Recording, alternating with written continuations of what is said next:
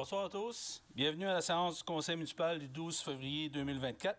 Donc, je souhaite la bienvenue aux téléspectateurs qui nous suivent grâce à la TVCRP.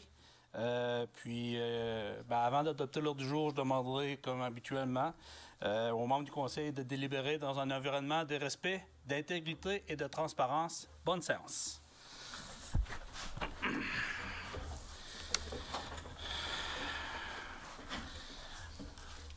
Donc, au niveau de l'ordre du jour, donc, comme on peut voir ce soir, là, Madame Lucie Nicolas n'est pas présente, là, à justifier là, son absence là, auprès de la greffière.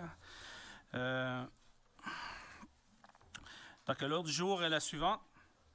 1. Adoption de l'ordre du jour. 2. Adoption des procès-verbaux des séances du 8 janvier 2024, 9 janvier 2024, 24 janvier 2024 et dispense de lecture. 3. Mots du maire et correspondance. 4. Tour de table des officiers. 5. Questions aux officiers. 6. Directeur financier, compte à payer au 31 janvier 2024. 7. Politique familiale EMADA. Donc, il va y avoir un point de suivi là, des demandes d'un groupe de citoyens. 8. Greffe. A. Adoption du règlement VGR 734, règlement en matière de contrôle et de suivi budgétaire. B. Adoption du règlement UGR 023, règlement de concordance numéro UGR 023, modifiant le règlement sur le plan d'urbanisme numéro U 004 0319 de la ville de Grande-Rivière. C. Adoption du règlement UGR 024, règlement de concordance numéro UGR 024, modifiant le règlement de zonage numéro U003. Comment? OK, U006 0319 de la ville de Grande-Rivière. C'est correct? D. Modification règlement VGR 724. 9. Directeur de loisirs, de la culture et de la vie communautaire. 10. Directeur service incendie. A. Engagement de 2 pompiers volontaires. 11. Directeur des travaux publics.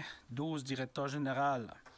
A. Croix-Rouge canadienne, contribution financière annuelle 2024-2025. Autorisation. B. Programme D, la voirie locale. Volet redressement et accélération, reddition de compte. Autorisation. C. ADMQ, renouvellement d'adhésion. D. Complexe sportif Desjardins, arrêt du système de refroidissement. E. Déclaration journée de la persévérance scolaire. F. Appui au retour du train de Via Rail entre Matapédia et Nicolai entre 2024 et le retour jusqu'à Gaspé dans les plus brefs délais 2026. G. Rescinder la résolution 023-01-24. H. Renouvellement de la convention d'exploitation OMH. I. Droit de préemption mandat notaire. G. Immobilier pour occasion d'incendie, octroi de contrat de gré à gré. La papeterie Cartier. K. Programme pour l'élaboration des plans de protection des sources d'eau potable. PEP, PSEP. Demande d'aide financière, autorisation. L. URLS Gym, renouvellement d'adhésion. M. Demande de dons, commandite, 13 urbanistes. Demande de dérogation mineure, lot numéro 5 293 571. 14 tours de table des conseillers. 15 périodes de questions. 16. Levez la séance.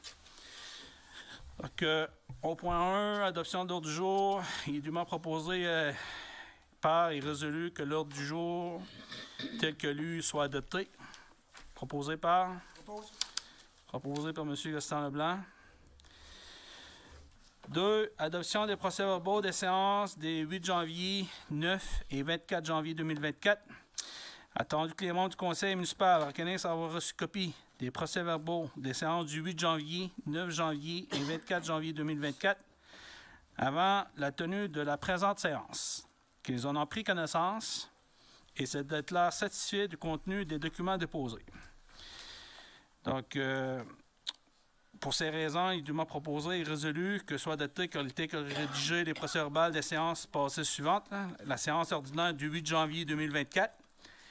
Il va y avoir un résumé de la séance extraordinaire du 9 puis un résumé de la séance du 24. Donc, avant d'adopter puis la proposition, Monsieur le directeur général, est-ce que vous pouvez faire un résumé de la séance extraordinaire du 9 janvier ainsi que du 24 janvier, s'il vous plaît?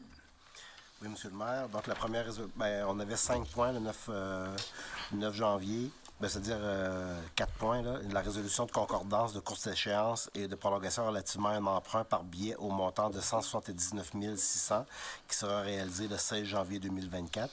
Donc, c'était la renégociation de règlement d'emprunt. Donc, pour le règlement d'emprunt, V677-03-17 pour un montant de 160 900. Le règlement V691-06-18 pour un montant de 18 700 $. Puis ensuite, on avait l'octroi de contrat, des avis d'assujettissement aussi. Il y avait l'octroi de soumission. Oui, c'est ça, l'octroi de à la banque, ouais. qui devait miser moins haut. Oui, c'est ça. Donc, c'est ça, c'est allé en soumission sur le système électronique d'appel d'offres. Puis, ce qu'on disait là-dedans, c'était... c'est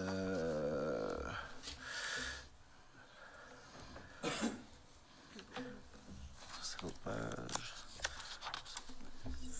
Fait que oui, c'est ça. C'est qu'il y avait 2 soumissionnaires. Il y avait la financière Banque Nationale Inc. Pour un prix de 98,29, coût réel 4,9 %. La Caisse des jardins du littoral gaspésien, prix 100 $, coût réel 5,07. Donc, attendu que le résultat des calculs réels indique que la soumission présentée par la firme financière Banque Nationale Inc. est la plus avantageuse. Pour ces raisons, que la Ville de Grande-Rivière accepte que l'offre qui lui est faite de financière Banque Nationale Inc. pour son emprunt par billet en date du 16 janvier 2024 au montant de 179 600 effectué en vertu du règlement d'emprunt V677-03-17 et V691-06-18. Ces billets sont émis au prix de 98,29 pour chaque 100 $. Valeur nominale de billets échéant en série de 5 ans, que les billets capital et intérêts soient payables par chèque à l'ordre du détenteur enregistré ou par prélèvement bancaire préautorisé à celui-ci. Donc, on avait seulement 2 soumissionnaires. Ensuite, c'est sûr que là, on avait débuté notre série d'avis d'assujettissement au droit de préemption. On en a fait plusieurs, ça a été notre première série. Dans le secteur Grande-Rivière-Ouest, les immeubles situés dans la zone industrielle, dans les zones I1, I5, I6 et I7. Donc, dans le fond, on donnait l'autorisation d'émettre un avis d'assujettissement au droit de préemption à 1, 2, 3, 4, 5, 6, 7, 8, 9, 10, 11, 12 lots. Okay, donc, de toute façon, c'est après qu'il va être il va être adopté à soir, là, le PV. Donc, vous allez pouvoir consulter la liste là, des lots, de ces 12 lots-là sur le site web de la Ville à partir de demain. Ensuite, on avait une résolution concernant la caserne d'incendie de Prasim, les ateliers Balzac, architecte, octroi de contrat de gré à gré. Fait que là, je vais vous en faire la lecture pour bien comprendre la situation.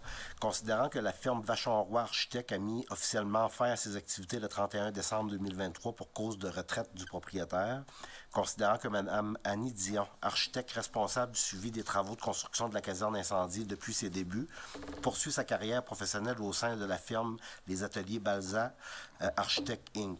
Considérant que la Ville de Grande-Rivière désire poursuivre le travail avec la même architecte pour réaliser les dernières étapes du projet, notamment d'effectuer le suivi des travaux correctifs et des quittances, de produire le certificat de paiement final à l'entrepreneur, incluant la retenue, ainsi que le certificat de fin de travaux. Pour ces raisons, il est dûment proposé par M. Gaston Leblanc et résolu à l'unanimité que le conseil municipal autorise le directeur général à octroyer un contrat de gré à gré au montant de 1 200 $ taxes sensu à les ateliers Balzac Architecte Inc. pour réaliser les dernières étapes du projet de construction de la caserne d'incendie dans le cadre du programme Prasim, notamment pour effectuer le suivi des travaux correctifs et des quittances, pour produire le certificat de paiement final à l'entrepreneur, incluant la retenue, ainsi que le certificat de fin de travaux. Ça, c'était pour cette séance-là. Et pour la séance extraordinaire du 25 janvier 2004, À l'ordre du jour, il y avait encore une fois une autre série d'avis d'assujettissement au droit de préemption. Donc, c'était le mandat, l'autorisation du mandat. Encore là, dans cette résolution-là, ça concernait le droit de préemption pour les immeubles situés dans le périmètre d'urbanisation de la ville de Grande-Rivière. Donc, c'était plus dans le secteur du centre-ville. Fait que, dans le fond, il y avait 1, 2, 3, 4, 5, 6, 7, 8, 9, 10, 11, 12, 13, 14, 15, 16. Donc, 16 immeubles qui étaient visés par cet avis d'assujettissement-là. Fait qu'encore là, le numéro de lot avec les propriétaires et les adresses seront publiés sur le site de la ville demain. Puis les avis, là, dès qu'on va avoir le droit de les déposer au registre foncier, là, ça va être le plus tôt possible, bien là, les lettres vont être envoyées par courrier enregistré aux propriétaires. Puis avec ça aussi, on en a emporté un exemple, toutes les documents d'information pour expliquer c'est quoi. Là, on ne s'en va pas faire une expropriation. C'est un outil qui est mis à la disposition des municipalités depuis 1 an et demi déjà, que plusieurs municipalités ont utilisé. Puis nous autres, dans le cadre surtout du projet de zone d'innovation, mais on se devait d'au moins dire pour quel terrain on avait de l'intérêt, puis pour quelles raisons aussi. Fait que c'est toujours en lien avec des projets de développement. Ensuite, on avait un autre point à l'ordre du jour au niveau du programme d'infrastructure municipale pour les aînés, PRIMA, la reddition de comptes. Donc, les projets qu'on avait effectués l'été dernier, en 2023, bien, on devait faire une reddition de comptes pour les différents projets. Donc, on devait faire une résolution pour attester que les travaux réalisés en 2023 dans le cadre du programme d'infrastructure municipale pour les aînés du ministère des Affaires municipales ont été complétés à 100% et que les copies de factures ou tout autre document attestant les sommes dépensées, les coûts directs et frais incidents soient déposés avec la grille de reddition de compte dûment complétée. Ensuite, on avait besoin d'une résolution pour confirmer à l'unité régionale Loisirs-Sport la tenue de la soirée des prix Excellents Loisirs et Sport 2024 à Grande-Rivière. Donc, on disait là-dedans que la Ville de Grande-Rivière avait été approchée par l'organisme pour tenir l'édition 2024 dans ses infrastructures, notamment au complexe sportif des Jardins. Il a attendu que le directeur des loisirs, de la culture et de la vie communautaire, par intérim, a pris connaissance des principaux besoins exprimés par l'organisme, ainsi que du budget qui lui a été consenti. Pour ces raisons, le conseil municipal accepte d'accueillir l'événement des prix Excellents 2024 de l'URL Gym et autorise le directeur des loisirs, de la culture et de la vie communautaire à mettre les espaces municipaux ainsi que ses équipements nécessaires à la tenue de ce gala à la disposition de l'organisme, et ce, à titre gratuit. On avait aussi une autre résolution concernant le renouvellement de la convention d'exploitation de l'OMH. Qui va être rescindé aujourd'hui. Oui, c'est ça. On avait passé cette résolution-là, mais il y avait des informations à ajouter, mais on avait à confirmer certaines informations parce que on a fait les modifications aujourd'hui. Donc, on va passer la résolution pour rescinder cette résolution-là aujourd'hui. La résolution suivante, mandat des membres du comité consultatif d'urbanisme. Fait que ce comité-là doit être nommé par le conseil municipal à chaque année. Donc, souvent, c'est un mandat de 2 ans, mais on a décidé de reconduire pour une année le mandat d'une période d'1 an aux membres du comité consultatif d'urbanisme, le CCU, composé de M. Lucien Dubé, M. Yves Moussette, M. Jean-Yves Boutin et M. Gervais Nicolas. Le conseiller, M. Denis Anderson, fait partie de ce comité à titre de représentant de la Ville, ainsi que M. Pascal Moreau, officier municipal en bâtiment et en environnement. Excusez. Et c'est ça, on avait un autre. Au MAMACH, le programme de fonds pour l'infrastructure municipale d'eau, FIMO, autorisation de signature de la convention d'aide financière. Donc, là, la reddition de compte pour les travaux du prolongement du réseau d'aqueduc et d'égouts, bien là, c'est officiellement déposé. Mais on avait la convention d'aide financière à signer avec le MAMACH pour que les fonds qui avaient été réservés à la municipalité là, dans le cadre du programme d'aide financière soient versés à la Ville. Donc, on avait passé la résolution en ce sens-là, que la Ville de Grande-Rivière a pris connaissance du contenu du protocole d'entente relatif à l'aide financière qui lui a été consentie par le ministère des Affaires municipales et de l'Habitation dans le cadre du sous-volet 1.2 du programme Fonds pour l'infrastructure municipale d'eau, FIMO, notamment les droits et les obligations de la municipalité relatifs aux travaux subventionnés. Attendu que le dit protocole d'entente doit être signé et retourné avec la présente résolution d'autorisation de signature avant le 12 mars 2024, afin que les crédits soient réservés à cette fin. Et on autorisait M. le maire à signer le document pour et au nom de la Ville de Grande-Rivière. Et finalement, on avait une dernière résolution pour une extraordinaire. Il y avait quand même pas mal de points. L'achat d'ameublement de bureaux pour la caserne d'incendie. Donc, l'appel d'offres sur invitation. On autorisait le directeur des services en sécurité incendie à préparer un document d'appel d'offres sous forme de cahier de charges visant à préciser les types de fournitures à acquérir et à baliser la démarche d'achat avec les fournisseurs. Pour ces raisons, il a été proposé et résolu que le conseil municipal autorise le directeur des services en sécurité incendie à lancer un processus d'appel d'offres sur invitation à partir du 26 janvier 2024 pour l'achat de fournitures de bureaux destinées à la caserne d'incendie, puis que les invitations soient envoyées par courriel à au moins 3 fournisseurs ayant une place d'affaires dans un rayon de moins de 125 km de la municipalité. Donc, le processus d'appel d'offres a été réalisé. On a ouvert les enveloppes. Aujourd'hui, on en dévoile le résultat. Puis, on passe la résolution, justement, pour octroyer le contrat de fourniture de mobilier de bureau. C'est tout, M. le maire. Parfait, merci. Donc, si tout le monde est d'accord avec le résumé que le directeur général vient de faire, ça prendrait quelqu'un pour proposer. Proposé par M. Léopold Briand. Donc, point 3, mot du maire et correspondance. Donc, au niveau de la correspondance, là, on a juste eu des demandes de commandite. C'est un point qui va être traité là, au niveau administratif, puis on pourrait mentionner un peu les points qui a été accordés tantôt là, pendant la plénière. Donc, au niveau du maire, écoutez, là, comme vous le savez, c'est sûr que la deuxième là, séance, là, février 2024, le mois de décembre, c'était un mois qui était assez chargé. Puis au mois de janvier, bien, comme vous pouvez le voir, on fait la séance plus deux séances extraordinaires. Donc, moi, ce que je voulais parler, c'est sûr que ce soir, là, le droit de préemption, là, c'est un nouveau outil qui est accordé maintenant aux municipalités. Depuis juin 2022, ça a été intégré dans le Code municipal du Québec, puis la loi sur les cités et villes. Donc, en gros, ça permet à la municipalité de sensibiliser là, le propriétaire du lot de l'intérêt de la municipalité, que si éventuellement il pourrait être vendu, on démontre là, un intérêt. Puis tantôt, le directeur général va donner un petit peu plus d'informations. Puis de toute façon, les gens qui vont être ciblés, ils vont avoir un écrit. Puis il y a possibilité, là, je pense même à l'ordre de la correspondance, il y a des questions là, avec des réponses. Puis je pense que Sandrine, qui a passé beaucoup de temps là, à ce niveau-là, est en mesure de vous donner pas mal toute l'information que vous avez besoin.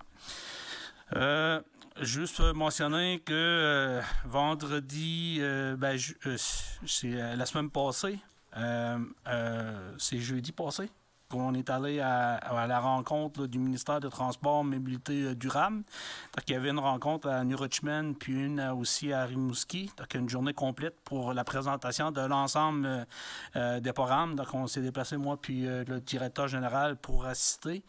Je vous dirais que c'était un peu là, un aperçu de l'ensemble là, des programmes. Ça a été intéressant parce que il y a des programmes dans lesquels qu'on n'utilisait pas souvent, qu'on a posé des questions, puis on a pris des notes, puis on va faire du suivi. Donc, il y aurait de la possibilité de chercher là, certains programmes comme effet de levier.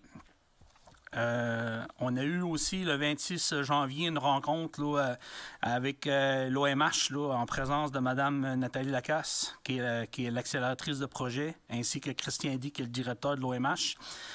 Moi, puis le directeur général, puis le consultant qui nous accompagne, avec les représentants de la SHQ concernant le dossier l'OMH 12 logements. Donc, il y a eu beaucoup d'échanges à ce niveau-là. Comme vous le savez, là, Il y a eu une entente, le Québec là, fédéral, au niveau du financement. Il y a beaucoup de dossiers qui sont en analyse. Donc, nous, ce qui est important, c'est de faire avancer le dossier.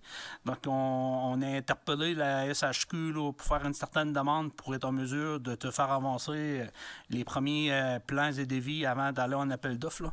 Donc, on est en attente. Là. J'ai fait un suivi aujourd'hui avec Mme Lacasse, puis d'interpeller là, la SHQ là, pour qu'on y réponde assez rapidement suite à la demande qui avait été faite lors de cette rencontre-là. J'ai participé aussi là, vendredi passé là, à un dîner rendez-vous politique là, qui est organisé par la Chambre de commerce de Côte-de-Gaspé. J'ai eu l'honneur d'être assis à la table, là, la table d'honneur avec les élus suite à la visite du ministre Pierre Fitzgibbon puis de la ministre régionale Mme Maïté, ainsi que notre député là, du secteur comté de Gaspé, M. Stéphane Sainte-Croix. Donc, on a échangé là, sur certains dossiers, mais comme vous le savez, nous, on est allé là, faire un peu surtout sur le dossier du projet de zone d'innovation en collaboration avec Rimouski. Puis je pense que l'allocution de M. Sainte-Croix fait en sorte, là, démontre que ce projet-là fait partie des priorités régionales. Donc, on est toujours sur le fine-tuning, mais ce que la partie, là, les prochaines étapes, ça appartient plus au niveau politique. Donc, c'est sûr, certain qu'on attend avec impatience là, le dénouement de ce gros projet-là qui va être important beaucoup pour notre secteur ainsi que pour la municipalité. Plamada, on a eu, il s'est terminé au 31 décembre, il y a un comité qui est mis en place, on a eu des demandes de citoyens. Donc, juste pour information, quand ça va arriver le temps tantôt d'en parler, là, on a eu certaines discussions là, pour mettre des choses en place. Là. Au moins, on peut être en mesure de pouvoir avoir certaines acquisitions qui seraient en place là, à partir de cet été. Au niveau du comité de loisirs, je vais vous laisser là, M. Baudin expliquer, mais ce qui me concerne, là, il va y avoir l'Assemblée générale annuelle le 26 février. Donc, souvent, on se fait interpeller quand on voit des consultations, soit par des jeunes, Carrefour Jeunesse Emploi. Souvent, les jeunes, là, ils nous font part que ce ne sont pas nécessairement ciblés. Je pense que ce qui est intéressant, c'est qu'on a défini des postes cette année par strate d'âge. Donc, juste pour vous dire, 18-35, il y a 2 postes qui sont disponibles. Donc, nous, c'est sûr et certain qu'on aimerait s'assurer d'avoir une meilleure représentation de la collectivité. On va avoir des gens, on veut connaître là, votre input. On veut vous assurer que vous êtes assis à la table. Donc, je pense que les jeunes qui disent qu'ils n'ont pas nécessairement la place là, au niveau prise décisionnelle, mais je pense que c'est une super belle expérience. Donc, pour les jeunes qui seraient intéressés, j'interpelle autant les jeunes, là, même les étudiants de l'École des pêches. Là, si vous voulez avoir de l'information, je pense que ça serait bien de communiquer avec Tommy, notre directeur loisirs. De toute façon, là, M. Baudin va vous donner un petit peu plus d'informations tantôt. Je sais qu'au mois de janvier, là, il y a eu le début aussi d'une formation là, accélérée à Charpentier-Menuisier, à Grande-Rivière. Il y a eu beaucoup d'efforts d'intervention politique à ce niveau-là. Comme vous le savez, là, le cours Charpentier-Menuisier, le DEP, il se donne maintenant à Bonaventure, mais avec la formule que le gouvernement de la CAQ a voulu mettre en place, là, des formations accélérées, c'est Grande-Rivière puis Matapédia qui avaient été ciblés. Donc, présentement, on a des gens qui suivent une formation, puis de nous, de notre côté, on va s'assurer qu'on puisse là, maintenir qu'il y ait une continuité s'il y a encore là, des argents dans ce sens-là. Parce que ce qui est intéressant, ce genre de formation-là vient répondre à un besoin. Puis pour moi, ce qui est important, c'est donner une formation de proximité. C'est sûr que Bonaventure, on dit que c'était 1 heure, sauf que quand c'est à 5-10 minutes là, de ton endroit, là, donc c'est plus facilitant puis plus accessible pour la population de pouvoir accéder à la formation. Je parlerai aussi, là, j'ai aussi un citoyen qui s'est présenté là, ici à la municipalité aujourd'hui, nous faire part, semblerait-il qu'il y a encore de la sollicitation là, par des vendeurs itinérants Il semblerait-il qu'il y a des gens qui interpellent là, pour au niveau des thermopompes. Donc, je veux juste vous faire part, c'est que ici, là, présentement, là, il n'y a pas, à preuve du contraire, là, il n'y a personne qui a fait de demande de permis là, puis de toute façon, il y a juste un secteur qui est identifié. Donc, moi, je veux juste là, éveiller la population, c'est que surtout les personnes âgées, si vous vous faites solliciter au niveau de la vente de thermopompes, puis si vous vous faites poser des questions, avoir accès un peu à votre rapport d'impôt, etc., je vous le mentionne, là, soyez vigilants, puis donnez surtout pas votre numéro d'assurance sociale. Donc, puis avant de prendre une décision, je vous invite à communiquer directement avec la greffière. Il y a déjà un dossier qui est ouvert, qui est toujours en cours. Donc, je veux juste m'assurer que la population passait le message. Là, au niveau de la vente d'itinérance, il n'y a rien qui est accepté, puis il n'y a personne qui a eu un permis délivré dans ce sens-là. Est-ce que je me trompe, monsieur le directeur général? C'est juste que les techniques se précisent à chaque année. C'est que là, cette année, c'est qu'on vous interpelle par voie téléphonique. Donc, lorsqu'on prend rendez-vous avec vous de façon téléphonique, là, on vient un peu légitimer la visite. Ouais. Fait que là, c'est comme si vous acceptez au téléphone. On ne s'est pas présenté directement chez vous sans vous téléphoner. Parce que ça, c'était ce qu'ils faisaient l'année passée, c'était de la sollicitation pure et simple. Ça, ça venait à l'encontre de notre règlement. Mais le fait qu'on vous propose un service au téléphone, puis après ça, on planifie avec vous une visite chez vous, ben là, c'est comme si vous acceptez de les recevoir chez vous. Là, ça fait toute la différence. C'est une nuance, là, mais c'est juste que là, on a pris rendez-vous, puis là, vous avez accepté au téléphone de les recevoir chez vous. Mais ce qui arrive, c'est que c'est des vendeurs qui sont prêts avec des contrats de vente déjà préparés. Puis, l'important, c'est que si vous sentez qu'on vous vend un produit sous pression, prenez le temps d'y penser. Acceptez pas puis parce que l'année passée, c'était un peu comme une chasse aux sorcières parce qu'après que le contrat de vente était signé, bien là, il a fallu qu'on assiste plusieurs personnes pour le faire annuler. Fait qu'ils embarquaient dans le jeu de ces vendeurs-là. Puis après ça, bien là, c'est ça, on a passé beaucoup d'heures à assister ces personnes-là, puis à faire aussi des déclarations à la Sûreté du Québec. Puis après que des informations aussi personnelles qu'un rapport d'impôt a été donné avec les numéros d'assurance sociale et tout, mais qu'est-ce qu'on fait avec les informations après, ça, malheureusement, on ne peut pas le contrôler pour vous.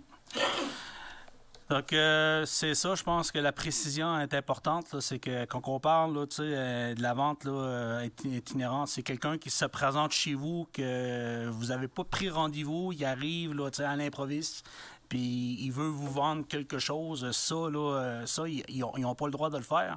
Par contre, si sur Facebook, vous avez cliqué puis que vous avez rencontré en contact ou même par téléphone, vous vous êtes entendu pour avoir une rencontre puis d'avoir plus d'informations sur le produit, puis que vous vous êtes entendu avec le représentant pour se présenter chez vous, bien là, c'est pas la même chose. Là, il y a un consentement entre les deux parties. Là. Donc, il faut juste faire attention là, à ce niveau-là, parce que l'an passé, c'est ça qui est arrivé, c'est qu'il y a des gens là, qui sont fait solliciter par téléphone, ils ont répondu auprès des contrats, puis suite à ça, quand on a eu des messages, bien là, il y en a qui ont eu des doutes. Là. Donc, il faut juste faire la différence. Mais, en tout cas, moi, la seule chose que je veux juste vous dire, c'est que s'il y a quelqu'un qui se présente avec une carte, avec un permis, puis dit qu'il y a eu l'autorisation de la ville, puis que vous n'avez jamais pris contact avec la personne, ben dites-vous là, que c'est pas légal. Le dernier point, c'est que la semaine passée, on a organisé une petite séance d'information. Ça fait faire pratiquement là, 1 an et demi, 2 ans qu'on travaille. Là, on a voulu mettre un mécanisme en place, étant donné qu'il y avait de plus en plus de dossiers à traiter au niveau des nuisances. Donc, pour s'assurer là, qu'on sent un niveau administratif que les dossiers là, qui rentrent là, à l'interne soient traités, puis qu'il y a un bon suivi qui se fait à chacune des étapes. Donc, on a demandé à notre aviseur légal, là, Mme Josée Méthode, de venir là, nous présenter un peu là, son rôle, ses responsabilités, sa procédure, donner quelques informations sur les dossiers. Puis je pense que ça a permis aussi à l'ensemble des conseillers de poser certaines questions, qui est en mesure de donner certaines réponses. Donc, pour être en mesure de bien comprendre le processus. Puis, je pense qu'après la séance, tout le monde avait apprécié là, de voir un petit peu parce que souvent des dossiers administratifs puis légal, c'est un processus, des fois, c'est lent. Puis, il y a des gens, des fois, que... Oui, il y a l'administratif, mais il y a des fois, c'est des dossiers civils. Donc, il y a une distinction. Donc, quand c'est un dossier civil, ben, il y a possibilité d'avoir de l'aide là, comme des organismes comme services de proximité. Donc, c'est des informations qui ont été partagées. Puis ça, je pense que pour les personnes âgées, souvent, là, si vous avez besoin d'informations au niveau du droit, là, ben, service de proximité, là, c'est un service là, qui est en place. Puis je pense qu'on pourrait peut-être même le mettre là, sur notre site web, là, avec le numéro de téléphone pour être en mesure de rentrer en communication avec l'organisme. Donc, moi, ça fait pas mal le tour là, de ce que je voulais parler ce soir. Donc, je passerai la parole aux officiers, au directeur général, M. Ken Moreau. Okay. Je commencerai peut-être par quelques points là, qui touchaient les dossiers de Mme Nicolas, parce que vu qu'elle était absente. Là, il y avait un dossier qui tenait à cœur, c'était celui du Airbnb. Fait que c'est les résidences de tourisme. Fait que là, on voit depuis quelques semaines les gens qui commencent à se préparer à la saison estivale, puis qui ont mis à la disposition du tourisme des appartements, des parties de maison, tout ça. Fait que on veut juste vous aviser que depuis le mois de novembre, on a adopté un règlement. On a travaillé ça en équipe pour essayer d'établir quelles seraient les meilleures zones de la ville, parce que la ville au complet ne peut pas accueillir des Airbnb dans toutes les zones, il faut les identifier. Donc, on a proposé des zones, on a travaillé ça, on a pensé à quelles seraient les meilleures zones pour le permettre. Donc, le règlement, il est maintenant adopté, il est disponible sur le site Internet. Puis, avant de vous afficher publiquement, assurez-vous que vous êtes que vous avez fait une demande de permis de tourisme. Parce que déjà là, de vous afficher, ben, vous vous exposez à certains désagréments. Bien, on a travaillé avec des citoyens qui n'étaient même pas au courant de la loi fiscale à ce niveau-là, puis même le ministère du Revenu qui frappe à votre porte pour vous dire excusez-moi, là, vous avez loué pendant...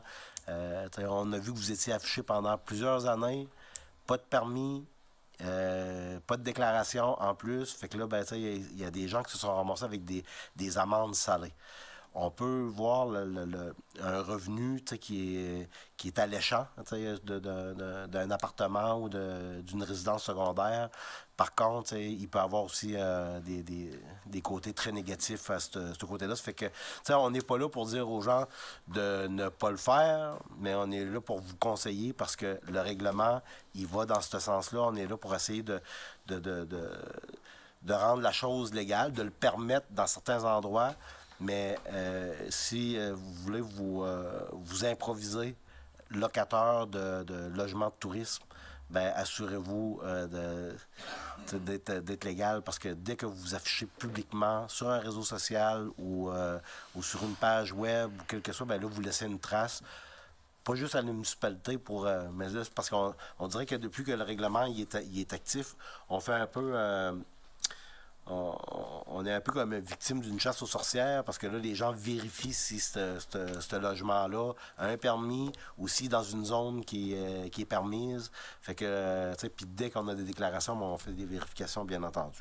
Fait que, tu sais, allez voir sur sur notre site, le site web de la municipalité, le règlement UGR 020.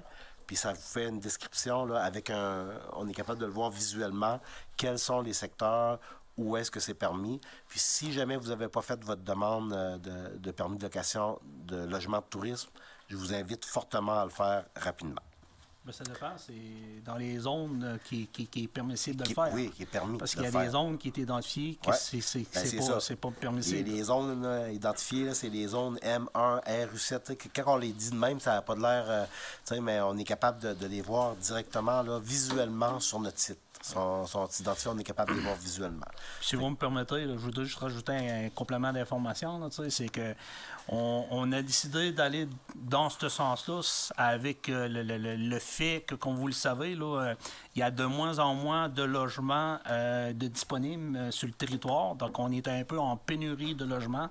Donc, on veut juste s'assurer là, que quand il y avait des ventes de maisons, ben, dans le monde idéal, nous, le conseil, après l'édition, qu'on priorisait là, l'arrivée, l'installation permanente là, des gens dans notre municipalité. Puis, on a décidé de mettre en place là, le point un petit peu plus solide que le gouvernement du Québec là, nous permettait de faire. Donc, c'est sûr, certain qu'il y a un règlement qui est en place. Donc, j'invite les gens, comme le directeur général l'a mentionné, de vérifier si vous êtes sur le territoire, si vous êtes dans le secteur. Si vous êtes dans le secteur, ben, faites la demande pour avoir votre permis, parce qu'avec le règlement qui est en place, c'est que s'il y a des gens là, qui se manifestent directement à l'organisme, ben, il y a un processus qui se met en place. Donc, puis le dossier logement en général, c'est un dossier qui bouge très vite. Là. Juste pour vous dire, là, la MRC a donné un mandat à la firme Raymond Chabot Grant Thornton pour mettre à jour l'étude de 2021 qui avait été faite. Fait que là, la réalité là, a déjà changé sur le coût de construction d'un logement, sur plein d'aspects du logement. Puis il y en a un, tu sais... En l'absence du directeur des travaux publics, puis en faisant mes tournées de rue le soir, la nuit, je m'aperçois qu'il y a plusieurs maisons unifamiliales qui étaient habitées par des grandes familles, puis que même maintenant, il n'y a plus personne dedans. Mais ils ne sont même pas habités. Fait que ça, c'est. On a participé justement à cette étude-là le 14, mercredi. Fait que je vais essayer de faire un dénombrement là, des maisons sur plusieurs rues où il n'y a pas beaucoup de vie, là. Il n'y a plus beaucoup d'action dans ces maisons-là, puis d'essayer de se faire une tête de combien de maisons qui pourraient être habitées et qui ne le sont pas. C'est des points qu'on n'a même pas abordés dans la première étude. OK, c'est ça, là, on parlait du Airbnb. Au niveau des activités MADA, ça, c'est des activités qui sont très courues, là. Puis, je voulais vous dire que le comité MADA invite là, le 26 janvier 2024 au 31 mai 2024, soit pendant 18 vendredis consécutifs, au complexe sportif des Jardins, les personnes âgées à venir... Aviez-vous ce message-là à passer? Oui. Ben, gars, je te laisse ça, parce que j'en ai plus qu'en masse, Gaston. OK? Je te laisse ce petit bout-là. Au niveau des travaux publics, c'est sûr que là, je mets mon chapeau de directeur par travaux publics, des travaux publics en remplacement de M. Philippe Moreau. Là. Fait que cette semaine, là, on a commencé des travaux de déglaçage des rues du secteur ouest. C'est comme entre les 28 et les 40, ça avait glacé, c'est des secteurs à l'ombre. C'est sûr qu'il y a eu quelques réactions ce matin parce que les entrées étaient... il y avait de la glace des entrées, mais on est allé régler ça assez rapidement. Ce soir, ça va être les trottoirs à déglacer aussi. On a eu de la pluie cette semaine, fait que c'est encore une fois un mois de février qui était un peu bizarre avec des variations de température assez importantes. Fait qu'avec de la pluie en fin de semaine, donc on va déglacer les trottoirs ce soir. On a identifié aussi plusieurs secteurs des coins de rue, où il y a des arbres qui empêchent les bonnes opérations de déneigement. Là. Fait qu'on a fait une liste de propriétaires à aller rencontrer sûrement cette semaine pour leur demander la permission de tailler des branches ou certaines sections d'arbres parce que là, ça frappe dans les vides de camions, dans les camions de déneigement ou les machineries.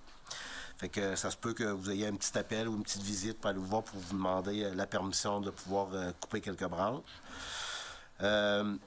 Au niveau administratif, là, c'est sûr que c'est un gros mois de reddition de comptes. On va encore passer des résolutions ce soir là, sur différents projets qu'on a eu en 2023. Mais aussi, on a encore une fois notre mise à jour de notre dossier d'assurance de la ville. Fait que là, ce que j'ai demandé aussi le 14 février, c'est de rencontrer notre courtière en assurance pour qu'elle vienne nous rencontrer pour prioriser les demandes parce qu'on a eu une liste assez imposante de documents à déposer à notre assureur. C'est sûr, notre municipalité, on a plusieurs projets en allant, puis ben, tout ça, c'est des ajouts à notre police d'assurance, mais des ajouts qui ne coûtent pas nécessairement plus cher, mais où que les pièces justificatives sont demandées. On a fait la reddition de compte. OK, c'est ça, la reddition de compte, ça, j'en ai parlé. La formation sur les programmes d'aide financière du MTQ. C'est sûr que la raison qui a motivé notre présence, c'était de comprendre, ou essayer de trouver une solution pour la rue de la Rivière. La rue de la Rivière, présentement, on a le programme d'aide financière TEC qu'on n'a pas encore eu la confirmation. Mais au niveau du MTQ, il y a d'autres programmes d'aide financière qui sont là, puis on a essayé d'aller scruter d'autres solutions. Puis aussi de comprendre pourquoi certaines rues ont été identifiées comme des anciennes rues MTQ qui sont admissibles à des programmes de financement, puis d'autres pas. Fait que là, on s'est aperçu que la rue de la Rivière est en parallèle à celle de l'Horizon, puis c'est pour se rendre dans le secteur des 28, dans le temps, en 1993, lorsqu'il y a eu le transfert des tronçons MTQ. Lorsqu'il y avait deux rues parallèles, il fallait faire un choix entre les deux, puis dans le temps, le conseil municipal avait choisi rue de l'Horizon, puis une partie la rue de la Bellevue pour se rendre au deuxième rang. Fait que ce qui fait qu'en sorte que là, présentement, on ne peut pas déposer dans le programme d'aide financière du programme d'aide à la voirie locale qu'on utilise le plus souvent qu'autrement. Donc, la TEC demeure encore le choix numéro 1, mais on s'est fait expliquer pourquoi que la rue de la Rivière ne pouvait pas cadrer dans cette demande d'aide financière-là. Aussi, ce qui nous intéressait, c'était les rues à double vocation. Avant ça, pour le transport forestier, par exemple, je regarde dans le secteur des 40, la rue Saint-Pierre, la rue McTavish, là, c'est les deux tronçons qui ont été, puis même la rue de l'aéroport, qui ont été priorisés dans le cadre du prochain PAVL. Notre plan d'intervention ne l'a toujours pas reçu. On est supposé de l'avoir fin avril pour pouvoir déposer nos demandes d'aide financière. Par contre, les rues à double vocation, ça, il y a eu certaines avancées là-dessus. Ça prenait au moins le passage de 1000 camions par année. Fait que 1000 camions, ça fait beaucoup de camionnage. Fait que là, la quantité de camions est passée de 1000 à 250. Fait que là, on est déjà rentré en communication avec le groupement forestier Rocher-Percé pour qu'il nous fait une liste exhaustive des travaux forestiers dans différents secteurs de la ville. Puis là, cette année, même si c'est ponctuel, 1 an, on a la possibilité de faire une demande financière pour avoir un certain montant pour améliorer nos tronçons. C'est comme par exemple, je regarde la rue du Moulin, quand il y a du bois qui transite par le chemin du club, on pourrait améliorer par exemple les ponceaux pour le passage des camions. L'amélioration, par exemple, ça, je peux vous dire que le contact qu'on a avec le groupement forestier est excellent pour la réparation de nos chemins forestiers. Dès qu'ils ont fini le transport, on fait une visite, ils font les réparations d'usage. Puis je pense que même les usagers là, des différents secteurs sont très satisfaits. J'ai pas entendu personne chialer là-dessus. C'est sûr que quand ça fait du transport dans une semaine qui mouille, c'est pas agréable, mais sauf que c'est réparé assez rapidement. Les avis d'assujettissement, on en parle un petit peu plus? Mais en tout cas, je veux juste vous dire que quand vous allez recevoir la lettre, de ne pas paniquer avec ça, de bien lire le document explicatif qui vous explique c'est quoi un droit de préemption, c'est quoi l'avis d'assujettissement, qu'est-ce que ça donne à la ville de faire ça, est-ce que ça enlève des droits aux citoyens, les questions sont toutes répondues, puis je pense que c'est le document qu'on va joindre avec la lettre enregistrée que vous allez recevoir, c'est très rassurant. Je vais quand même le mettre en ligne, je pense, ce document-là. C'est bon pour tout le monde. C'est bon pour tout le monde, c'est ça. Puis, comme je vous dis, c'est un outil municipal. Puis nous autres, là, il y a des municipalités qui l'ont utilisé pour 3-4 immeubles. Nous autres, dans le cadre de la zone d'innovation, c'est sûr que c'est peut-être des terrains qu'on n'aura jamais besoin, mais on l'a ciblé pour des besoins potentiels. Mais comment je pourrais dire? Ça nous donne la possibilité à la ville que si jamais vous mettez votre terrain en vente, on est capable de lever la main pour dire on est intéressé, puis le notaire va être là pour vous aviser qu'il y a un avis d'assujettissement sur votre lot. C'est aussi simple que ça. Donc, ça donne le droit d'égaler la mise sur l'achat d'un lot.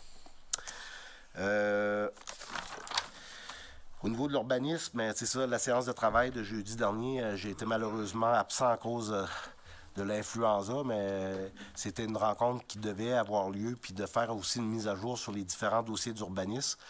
sais, juste cette année, là, on avait plus de 80 dossiers d'ouverts. Ça paraît pas pour une petite municipalité de 3400, mais à différents niveaux. Là, on ne dit pas qu'on est rendu à judiciariser tous les dossiers, mais à des niveaux différents. On se devait de faire la mise à jour des principaux dossiers qui étaient ouverts. Puis je fais une petite parenthèse pour vous dire que le dossier des conteneurs et des remorques va refaire surface au printemps. Il y a plusieurs personnes qui se sont conformées, d'autres qui se sont partiellement conformées, d'autres pas du tout. Fait que, mais j'ai encore vu là, des actions se faire là, dans les dernières semaines. Ça a été l'avantage d'avoir eu un hiver doux. Donc, c'est ça. C'est les personnes, nous autres, on avait une liste qui est assez exhaustive. Puis si jamais il y en a réapparu d'autres dans le décor, bien, on va les dénombrer. Puis on va poursuivre là, les actions en ce sens-là pour qu'on est capable de respecter le règlement MRCA. Les dossiers SQ, oui, on avait notre plan de sécurité routière qu'on avait monté avec la ville pour avec le MTQ pour surtout pour l'affichage de nos panneaux dans certains secteurs qui avaient été ciblés comme dangereux. Mais aussi, à chaque année, la Sûreté du Québec nous demande sur plusieurs volets qu'est-ce qui se passe dans notre ville, sur lequel on veut mettre de l'accent. C'est en préparation avec l'avenue de la période estivale, bien entendu. Fait que on a ça à mettre à jour avant vendredi de cette semaine. Puis, j'avais des rencontres à prévoir prochainement. Les clubs sociaux vont à rencontrer. Ça, c'est un dossier de notre directeur des loisirs pour le partage du local du Cercle des fermières dans le rang Saint-Hilaire. Donc, ça, c'est la volonté du Cercle des fermières de partager le local avec d'autres organismes. Puis, il y a des organismes qui ont levé la main qui ont démonté de l'intérêt. Fait que là, ben ça, c'est à la demande de la présidente là, du Cercle des fermières d'avoir une nouvelle approche par rapport à l'utilisation du local. Puis aussi, ben, il y avait une demande de rencontre des propriétaires de l'eau là, ayant une façade sur la rue de la Paix. Donc, on avait 6 propriétaires dans ce secteur-là qui demandaient à nous rencontrer au niveau de la municipalisation d'une autre partie de cette rue-là. Puis, bien entendu, on est dans la planification des travaux d'été, là, dans un contexte économique qui est assez difficile.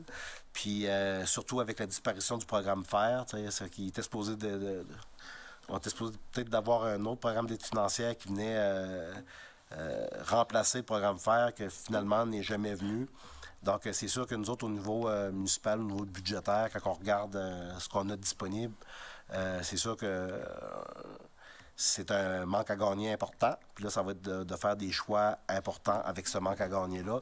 Donc, il va y avoir des recommandations à faire au conseil municipal pour prendre des décisions assez importantes dans les prochaines semaines. Merci, M. le maire. Parfait, merci beaucoup. M. le maire, je peux te poser une question, M. le maire? On va faire le tour des officiers. Okay. Je pense que ça va être le temps de questions aux officiers. Vous poserez votre question à ce moment-là. Okay, parfait. Donc, on va passer la parole au directeur des loisirs, Tommy. Merci, M. le maire. Premièrement, je voulais simplement vous aviser que pour célébrer la Saint-Valentin, cette année, la Ville a décidé de développer une activité en collaboration avec les comités des loisirs. Donc, en fait, c'est nos séances de patin libre habituelles, sauf qu'on ajoute une petite thématique Saint-Valentin pour ce vendredi 16 février. Donc, on invite tout le monde, mais bien sûr, les couples à venir patiner, une nouvelle petite activité avec de la musique. Et les patineurs auront droit là, à un coupon qui donnera droit à un repas à la cantine pour cette soirée-là. Fait un petit quelque chose pour souligner la Saint-Valentin. Pardon. Et puis, aussi, par rapport à ça, d'ici demain, devrait sortir notre programmation pour la semaine de relâche. Je ne vous donnerai pas tous les détails, vous allez avoir la chance de le voir sur notre page Facebook de la ville. Mais entre autres, il y a des activités de plein air, il va y avoir des activités sur la glace à l'aréna, il va y avoir des activités à la bibliothèque, il va y avoir des activités au local des filles d'Isabelle et dans nos 2 écoles, donc l'école primaire et l'école secondaire. Aussi, il va y avoir des activités. Toute la programmation va sortir sur nos réseaux sociaux. Et je fais un petit coup de pouce sur ce que vous avez dit, M. le maire, au niveau de la consultation jeunesse par rapport à l'AGA. Je voulais aussi informer la population qu'il y a un projet en ce moment qui est en train de se développer aussi avec l'école secondaire.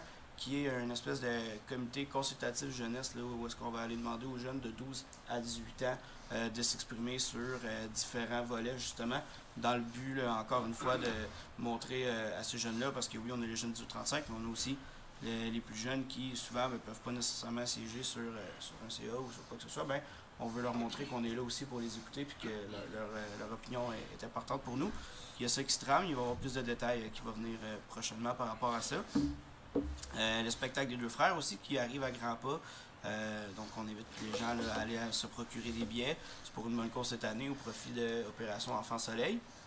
Et pour terminer, une bonne semaine de la persévérance aux étudiants, aux enseignants, au personnel de soutien.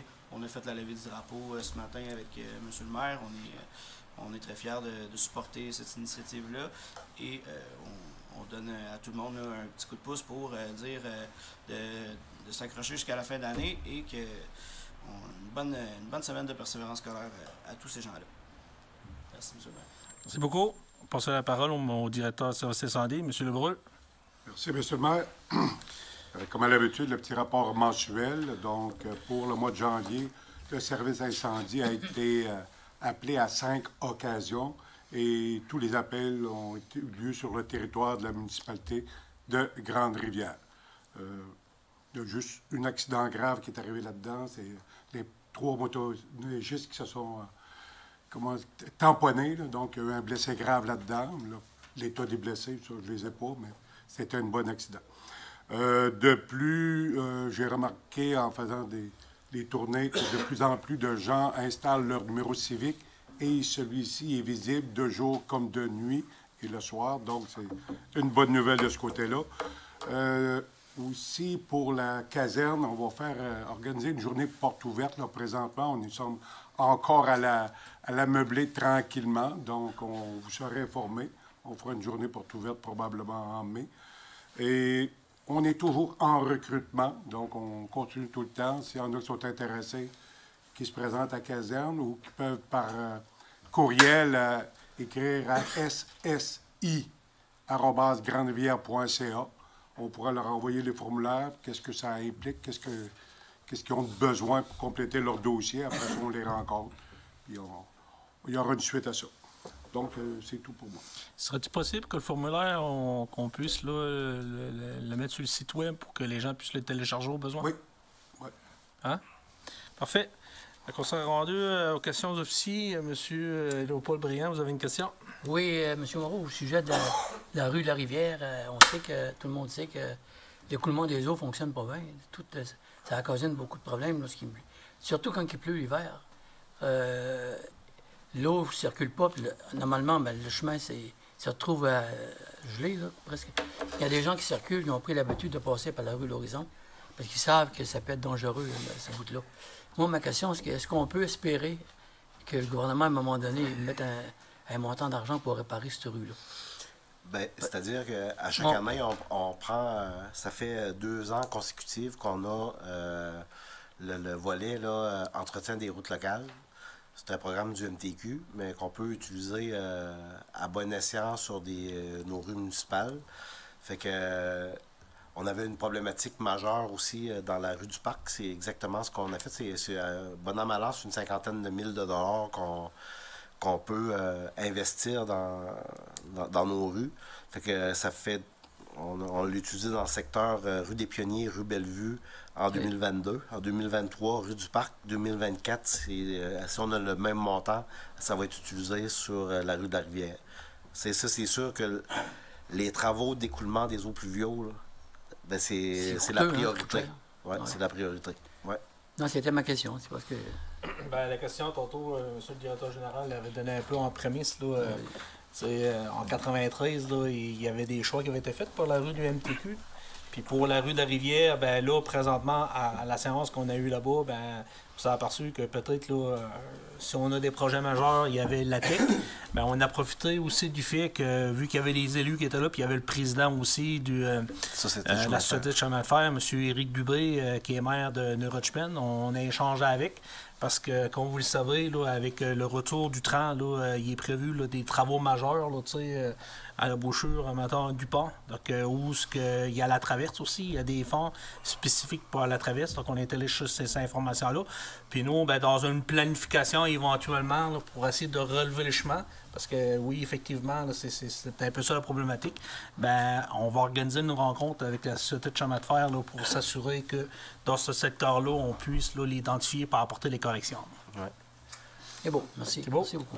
M. Anderson? Allez-y, M. Anderson. Non, je vais demander à M. Moreau. Tantôt, vous parliez de la circulation des camions, surtout dans notre secteur. Ouais. Oui, tu as vu ce secteur-là. Je sais que présentement, ils sont en train de bûcher pas mal en allant vers le. On appelle ça le 4 puis le 5, nous autres, là, Ouais. en arrière de la rue Saint-Pierre, Ouais. les 40. Là. Prochainement, c'est sûr que le transport de bois va se faire. Ouais. En mars, avril, je ne sais pas. Ben, Quand il va y avoir fait de bouger, là. Ça ne pourra pas se faire. Puis là, c'est une autre affaire. Ouais. La période de dégel, là, c'est pas évident parce qu'ils ne pourront pas faire de travaux de transport pendant la période de dégel. Puis là, c'est incertain parce que à cause des variations de température, ça se peut qu'elle soit devancée la période de dégel. D'habitude, c'est toujours au mois de mai, pas mal. Juste pour vous dire, là, à partir de lundi, la compagnie Pomerleau qui fait des travaux à Passepébiac sont en manque de roches. Là. Ils veulent sortir 10 000 tonnes de roches 3 à 4 tonnes de la carrière de Grande-Rivière, DJL ici.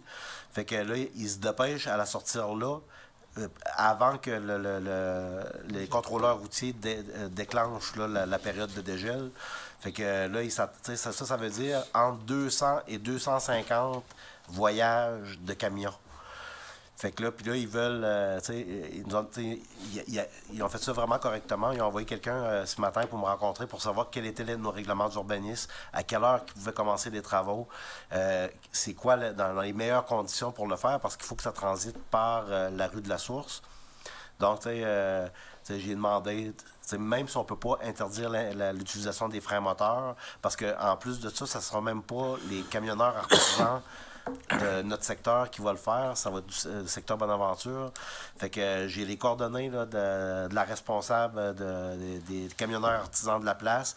Je leur ai dit que, si possible, de baisser la vitesse, de ne pas utiliser les freins moteurs, de respecter les citoyens de la rue. Puis on peut comprendre, c'est la carrière, malheureusement, c'est la pierre à transit par là, mais de prendre le maximum de mesures pour que ça ne touche pas nos citoyens.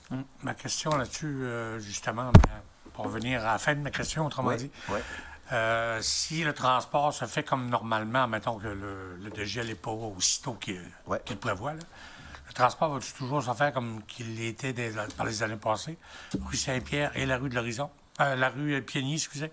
En principe, c'est supposé la être rue des ça. Piegny. Oui. Parce que ça a déjà arrivé souvent qu'il passait par rue Maïtan. Quand ça passait de nuit, là, c'est sûr.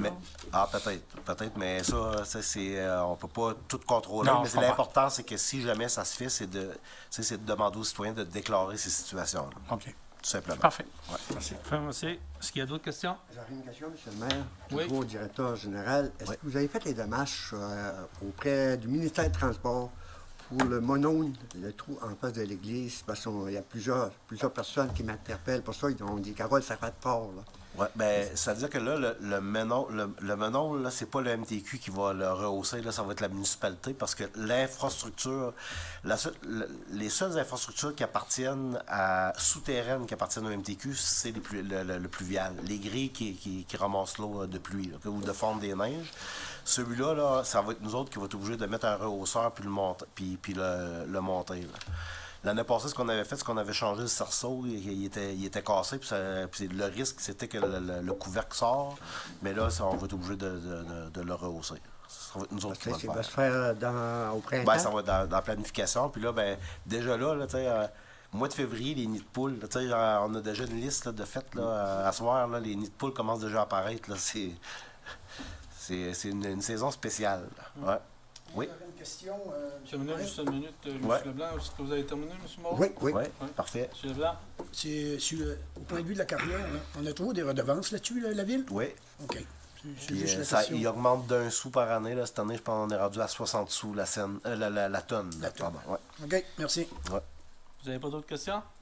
Non. Parfait. Donc, on va passer au point 5. Directeur financier, compte à payer au 31 janvier 2024. Donc, dûment proposé et résolu que soient adoptés les comptes à payer au 31 janvier 2024, tels que présentés par le directeur financier, pour un total de 259 296,27. Donc, je vais laisser la parole au conseiller Denis Baudin. Merci, M. le maire. Comme à l'habitude, là, je vais en nommer quelques-uns, mais c'est quand même une facture considérable. C'est un gros mois. Il y avait des roches groupe pétrolier pour de l'essence, 6231. Ensuite, le groupe Voyer pour la réparation d'une pompe. Ensuite, l'entretien des réseaux d'égouts et égouts sanitaires, 27 510. Ça touche pas notre budget, ça va dans notre réserve. Ouais. La MRC du Rocher-Percé, ça c'est pour la Servitec, les factures de Servitec, un montant de 10 139. C'est en lien avec le rôle d'évaluation, ça? Oui. Univar Solutions Canada Limited, là, c'est les fameux produits chimiques là, pour l'usine de normalisation de l'eau potable, 43 484. Donc, c'est les plus grosses factures là, qui composent le 259, là, monsieur le maire. Là, je vais donner l'opportunité, vous donnerez l'opportunité. Ouais. On avait les 3 factures à courant culturel, mais c'était pour notre entente tripartite. Ouais. Il y avait le 2000 pièces annuel qu'on donne, le 7000 pièces pour la gestion de la excusez-moi, de la bibliothèque. La participation municipale. Oui, c'est ça. Puis l'autre, pour la participation municipale, il y avait le projet de l'église aussi, de la réqualification. Ouais. C'était un projet spécial qu'on doit payer en plus. Ouais. Fait que le total, là, c'est... Combien le total autour? 17 000. Okay. Ouais. Le courant culturel. Oui. Oh, je ne sais pas s'il y a des questions, M. le maire. Je ne sais pas si avez-vous des questions? Non? Je vais en faire proposition. Proposition. Moi, la seule chose, la petite recommandation, c'est que quand on a eu la période des négociations, là, à propos des produits chimiques, là, il y a un engagement qui avait été pris de la part. Il va éventuellement prévoir de s'assire avec pour essayer de faire une petite séance de travail pour on est juste rendu au mois de février, puis une facture de 43 000. C'est quand même une préoccupation à ce niveau-là. Donc, si tout le monde est d'accord avec ça, ça prendrait quelqu'un pour en faire la proposition. C'est moi qui l'avais fait. M. Baudin, donc tout le monde est d'accord avec ça? Parfait. Point 6, politique familiale MADA. Il n'y a pas de point à l'autre jour, mais la seule chose, c'est qu'on a fait là, certaines recherches au niveau des fontaines d'eau pour le complexe sportif de Jardin. Puis, suite à ces recherches d'informations-là, c'est prévu là, dans un budget. Donc, on a demandé à la greffière puis le directeur général, là, parce qu'il semblerait-il qu'il y a une variété de prix. Là, donc, on veut juste s'assurer d'avoir quelque chose qui répond aux besoins. Donc, ils vont nous faire une proposition là, d'acquisition là, pour s'assurer que ça soit là, mis en place pour la partie estivale. Point 7, adoption du règlement VGR 734, règlement en matière de contrôle et de suivi budgétaire. Considérant qu'en vertu du deuxième alinéa de l'article 477 de la loi sur les cités et villes, le Conseil doit adopter un règlement en matière de contrôle et de suivi budgétaire. Considérant que ce règlement doit prévoir notamment le moyen utilisé pour garantir la disponibilité des crédits préalablement à la prise de toute décision autorisant une dépense, lequel moyen peut varier selon l'autorité qui accorde l'autorisation de dépense et le type de dépense projetée. Considérant qu'en vertu du deuxième alinéa de l'article 73.2, la loi sur les cités et villes, un engagement de salarié n'a d'effet que si, conformément au règlement adopté en vertu du deuxième alinéa de l'article 477, des crédits sont disponibles à cette fin. Considérant qu'en vertu du premier alinéa de l'article 477.1 de la loi sur les cités et villes, un règlement et une résolution de conseil qui autorise une dépense n'a d'effet que si, conformément au règlement adopté en vertu du deuxième alinéa de l'article 477, des crédits sont disponibles pour les fins auxquels les dépenses sont projetées. Considérant qu'en vertu du 4e alinéa de l'article 477.2 de la loi sur les cités et villes, une autorisation des dépenses accordée en vertu d'une délégation n'a d'effet que si, conformément au règlement adopté en vertu du 2e alinéa de l'article 477, des crédits sont disponibles à cette fin. Considérant que l'article 105.4 de la loi sur les cités et villes et le 5e alinéa de l'article 477.2 prévoient les mobilités de reddition de compte, on conseille aux fins de contrôle et de suivi budgétaire. Considérant qu'un avis de motion, résolution 004-0124 du présent règlement a dûment été donné le 8 janvier 2024, considérant qu'un projet de règlement a été présenté le 8 janvier 2024, pour ces raisons, il est dûment proposé par et résolu que le règlement portant le numéro VGR 734, règlement décrétant les règles de contrôle et de suivi budgétaire, soit et adopté par le Conseil et qui soit statué et décrété par ce règlement, ce qui suit. Que le préambule ci-dessus fait partie intégrante du règlement. Donc, ça prendrait quelqu'un pour en faire la proposition. Proposé par M. Leblanc. Donc, tout le monde est d'accord avec ça? De telle l'unité. Puis en même temps, ben, ça donne bien, on s'en parle. Aujourd'hui, je suis venu à la ville, puis j'ai eu des discussions avec Jacques, là, tu sais, puis qu'on va faire un exercice là, pour voir un peu là, l'ensemble des règlements là, tu sais, qui est en cours, là, tu sais, pour avoir une petite idée au niveau des finances de la ville. Là. Ah. Puis l'exercice, ça devrait être fait aussi avec l'ensemble des directeurs de service. Oui. Parce que là, ça vient modifier la possibilité, je veux dire, modifier à la hausse la possibilité de faire certaines dépenses. Parce que là, on n'était plus à jour pantoute. Un directeur de service, il y a des budgets qui sont alloués dans le cadre d'un budget, mais que la capacité de dépenser, elle ne pouvait pas dépasser 500 $. Il y avait comme des limites. Là. Ça fait que là, les réalités de 2023 avaient beaucoup évolué. Fait qu'on s'est mis à la page au niveau de ce règlement-là. Fait que là, ça va être important de reviser ce règlement-là avec l'ensemble des directeurs de service. Parfait. Point B, adoption du règlement UGR 023, règlement de concordance numéro UGR 23, modifiant le règlement sur le plan d'urbanisme numéro U 004-03-19 de la ville de Rondière, considérant que le Conseil peut, en vertu de la loi sur l'aménagement et l'urbanisme, adopter des règlements d'urbanisme et les modifier suivant les dispositions de la loi. Considérant que le règlement sur le plan d'urbanisme numéro U 004-03-19 de la ville de Rondière est entré en vigueur le 23 avril 2019, considérant que la résolution numéro 304-12-23 ayant pour objet la modification du règlement de zonage de la ville, considérant que le Conseil municipal a adopté à la séance ordinaire du 11 décembre 2023 le projet de règlement numéro UGR 023, considérant que la population est informée du projet de règlement et qu'elle a eu l'opportunité de s'exprimer lors de l'Assemblée publique de consultation tenue le 12 février 2024. Pour ces raisons, il est dûment proposé par et résolu que le Conseil adopte par la présente le document intitulé Règlement de concordance numéro UGR 023 modifiant le règlement sur le plan d'urbanisme numéro U 004-03-19 de la ville de Grande-Ville, ce qui se lit comme suit. Donc, c'est avec dispense de lecture. Donc, ça fait proposé par M. Denis Baudin. Est-ce que tout le monde est d'accord? Parfait. Pour 5 subjects. C. Adoption de règlement UGR 024, règlement de concordance numéro UGR 024, modifiant le règlement de zonage numéro U006-03-19 de la ville de Grande-Lière. Considérant que le Conseil peut, en vertu de la loi sur l'aménagement et de l'urbanisme, adopter les règlements de l'urbanisme et les modifier suivant les dispositions de la loi. Considérant que le règlement de zonage numéro U006-03-19 de la ville de Grande-Lière est entré en vigueur le 23 avril 2019. Considérant que la résolution numéro 305-12-23 ayant pour objet la modification du règlement de zonage de la ville, considérant que... J'ai comme l'impression que je lis deux fois la même chose. Je sais. Considérant que le Conseil municipal a adopté à la séance ordinaire du 11 décembre 2023 le projet de règlement numéro UGR 024, considérant que la population est informée du projet de règlement et qu'elle a eu l'opportunité de s'exprimer lors de la séance publique de consultation tenue le 12 février 2024, il est dûment proposé par et résolu que le Conseil adopte par la présente le document intitulé Projet de règlement de concordance numéro UGR 024, modifiant le règlement de zonage numéro U 006-03-19 de la ville de Grande-Lière, qui se lit comme suit. Parfait. Ça prendrait quelqu'un pour en faire la proposition. Propose.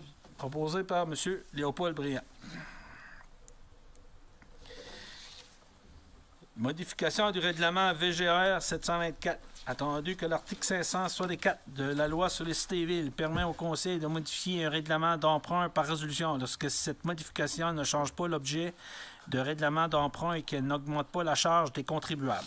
Attendu que le Conseil municipal avait adopté le 12 juin 2023 le règlement numéro VGR 724 intitulé Règlement VGR 724 décrétant une dépense et un emprunt de 925 000 visant la transformation de bâtiments en caserne incendie et que le dit règlement a été soumis par approbation au ministère des Affaires municipales et de l'Habitation, MAMACH. Attendu qu'à la demande du MAMACH, il est nécessaire d'amender le règlement numéro VGR 724 à l'effet d'y inclure une estimation détaillée conforme au montant de l'emprunt.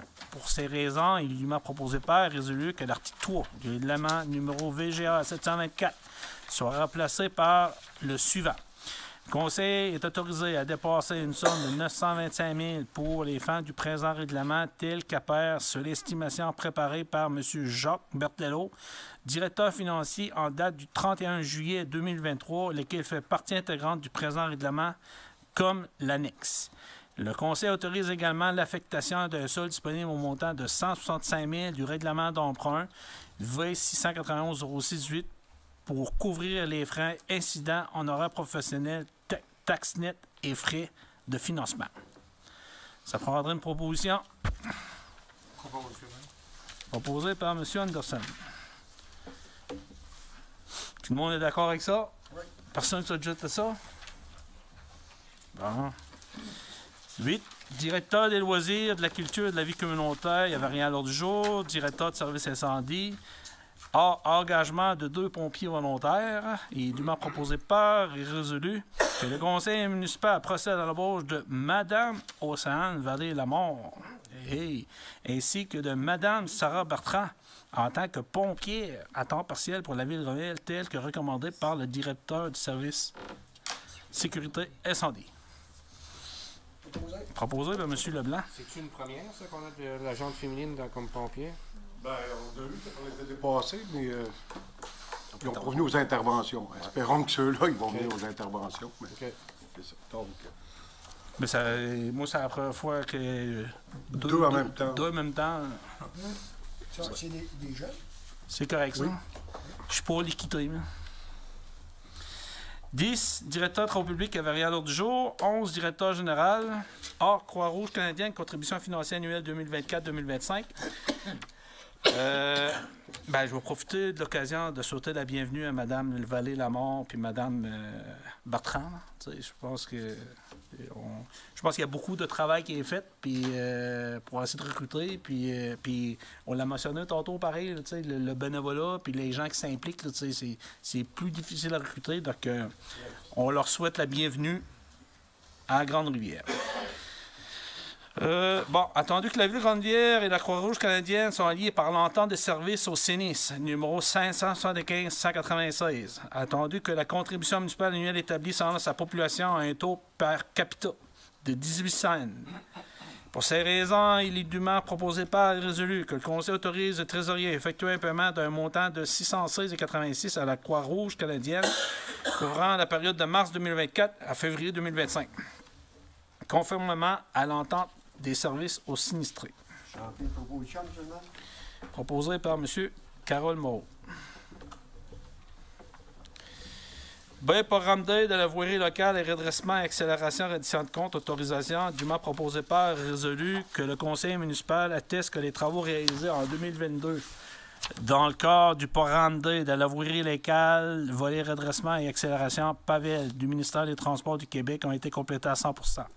Que les copies de factures ont tous et tout autre document attestant les sommes dépensées, coûts directs et frais incidents soient déposés avec la grille de reddition de compte dûment complétée. Proposé par M. Baudin. C. Un DMQ renouvellement d'adhésion, dûment proposé par résolu que le conseil municipal accepte le renouvellement de l'adhésion du directeur général et de la greffière à l'Association des directeurs municipaux du Québec, ADMQ, au montant de 990 plus taxes. proposé par M. Anderson. D. Complexe sportif des Jardins, arrêt de système de refroidissement. Il est dûment proposé par et résolu que le Conseil autorise le directeur de loisirs, de la culture et de la vie communautaire à procéder à l'arrêt du système de refroidissement le 25 mars 2024 pour permettre le début des activités estivales. Proposé par M. Carole Moreau. Est-ce que tout le monde... C'est immédiatement après le tournoi de ville, ça? Oui, parfait. Tout le monde est d'accord avec ça? Oui. Parfait. Déclaration de journée de persévérance scolaire. Considérant que le décrochage scolaire a des impacts négatifs significatifs sur l'économie de la Gaspésie et des Îles-Madeleines, lesquels sont évalués à plusieurs dizaines de millions de dollars annuellement, ces impacts étant par ailleurs estimés à 14 millions de dollars annuellement à l'échelle du Québec. Considérant que plus de 25 des jeunes du centre de service scolaire des Chichas célèbrent leur 20e anniversaire sans avoir obtenu un premier diplôme et une première qualification, considérant plus de 18 des jeunes du centre de service scolaire René-Lévesque célèbrent leur 20e anniversaire sans avoir obtenu un premier diplôme ou une première qualification. Considérant que plus de 24 des jeunes du centre de service scolaire Esther Shore célébraient leur 20e anniversaire et sans avoir obtenu un premier diplôme ou une première qualification. Considérant que plus de 15 des jeunes des Îles-Madeleines célèbrent leur 20e anniversaire sans obtenir un premier diplôme ou une première qualification. Considérant que la réussite éducative n'est plus qu'une affaire concernant exclusivement le monde scolaire, mais bien un enjeu social dont il faut se préoccuper collectivement et qui doit s'amorcer dès la petite enfance et se poursuivre jusqu'à l'obtention par la plus jeune d'un diplôme qualifiant pour l'emploi, peu importe l'ordre d'enseignement.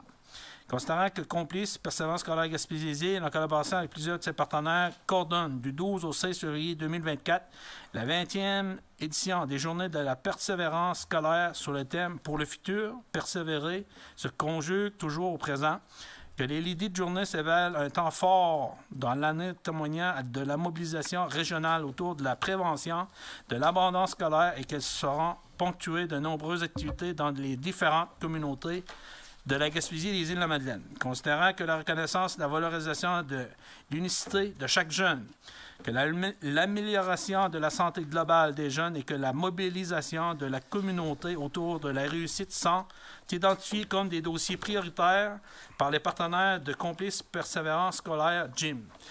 Considérant que les journées de la persévérance scolaire se tiendront à nouveau cette année, simultanément dans toutes les régions du Québec, avec un nombre important de municipalités appuieront elles aussi cet événement. Pour ces raisons, il est dûment proposé par résolu que le Conseil municipal déclare la journée incluse entre le 12 et 16 février 2024 comme étant les journées de la persévérance scolaire de la ville de Grande-Rivière. Que le Conseil municipal appuie Complice Persévérance scolaire GYM et l'ensemble des partenaires mobilisés autour de la réussite éducative dans les secteurs des milieux de l'éducation, de la politique et du développement social régional, de la santé, de la recherche, des médias et des affaires, afin de faire de la Gaspésie et des Îles-de-la-Madeleine une région persévérante qui valorise l'éducation comme un véritable levier de développement pour ces communautés. Qu'une copie de cette résolution soit transmise à Complice Persévérance scolaire GYM. Propose. Moi, j'ai fait j'ai fait ma job par la persévérance. Après avoir tout lu ça, puis j'ai élevé le drapeau à madame. Hein? Oui. F, appui au retour du train. Là, il est 8h48. Je vais faire au moins des points du directeur général. F, appui au retour du train via rail entre Matapédia et New Carlisle en 2024 et le retour jusqu'à Gaspé dans le plus bref délai 2026. Considérant que la Gaspésie est privée de tous ses services et transports ferroviaires de passagers depuis plus tôt 10 ans, Via Rail s'était retiré à cause du mauvais état de la voie ferrée et des ponts. Considérant que cette rupture de service entraîne de sérieux préjudices à la région et sa population sur les plans sanitaire, économique et social, considérant que le train en favorisant le passage de la voie individuelle au transport collectif contribue aux efforts du gouvernement du Canada pour le respect de ses obligations nationales et internationales en matière de réduction des gaz à effet de serre. Considérant que le ministère des Transports, de la Mobilité durable a déjà effectué et est en voie de réaliser d'importants travaux d'infrastructure afin de permettre une reprise prochaine du trafic ferroviaire, considérant que l'avancement des travaux de réhabilitation de la voie ferrée et des ponts permettra une circulation sécuritaire des convois, y compris ceux de Via Rail, entre Matapédia et New Carlisle d'ici à la fin 2024. Considérant que les installations ferroviaires New Carlisle, qui comprennent notamment un triangle de vrillage, conviennent à tout à fait à l'aménagement d'un terminus temporaire à cet endroit, considérant que la Société Via Rail comme mission fondamentale d'offrir à la population un service de transport ferroviaire et que tout retour inutile constituerait un renoncement à l'accomplissement de ce devoir. Considérant que la reprise de cette année du service de transport ferroviaire passager entre Matapédia et Nicolay, éventuellement rayé par un transport régional complémentaire, représenterait un gain substantiel pour l'ensemble des régions. Considérant que la population gaspésienne réclame toujours la reprise du service de transport ferroviaire de passagers jusqu'à Gaspé dès que l'état des infrastructures le permettra. Pour ces raisons, il est dûment proposé par et résolu que la Ville de Grande-Rivière demande au gouvernement fédéral ainsi qu'à Via Rail de reprendre le service de transport ferroviaire de passagers entre Matapédia et Nicolay dès 2024, que le gouvernement fédéral et Via Rail s'engagent à rétablir le service complet entre Matapédia et Gaspé aussitôt que les travaux de réhabilitation des infrastructures ferroviaires seront parachevés et permettront par conséquent la circulation sécuritaire des convois. Proposé par M. Leblanc.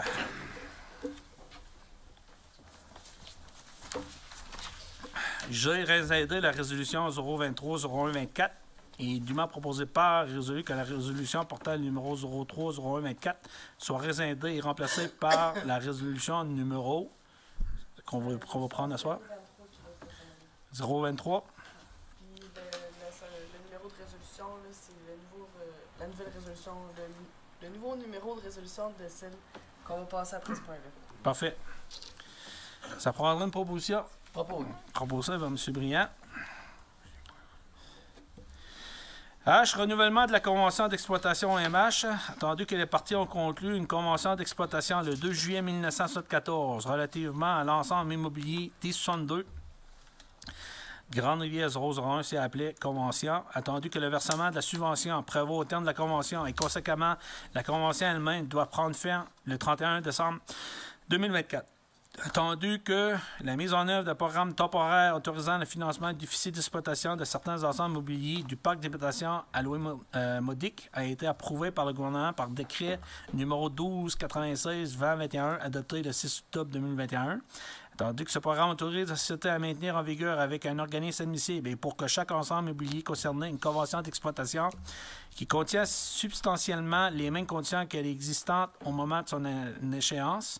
Attendu que ce programme autorise la société à maintenir le versement de l'aide financière pour subventionner jusqu'à un maximum de 90 % du déficit d'exploitation annuel des organismes qui possèdent ou gèrent des ensembles immobiliers dont l'habitation initiale est issue. Attendu que la société souhaite conditionnellement ce que l'ensemble immobilier soit géré et exploité en conformité avec les dispositions de la Convention, prolonger le versement de cette subvention par la Ville, si après mentionné. Attendu que la Ville a été autorisée par résolution numéro, en date du 12 février 2024, à renouveler avec la société et l'organisme la convention provenant de paiement par la Ville de subventions dans une proportion de 10 % du déficit d'exploitation de l'ensemble immobilier et ce, pendant toute la durée de ce renouvellement.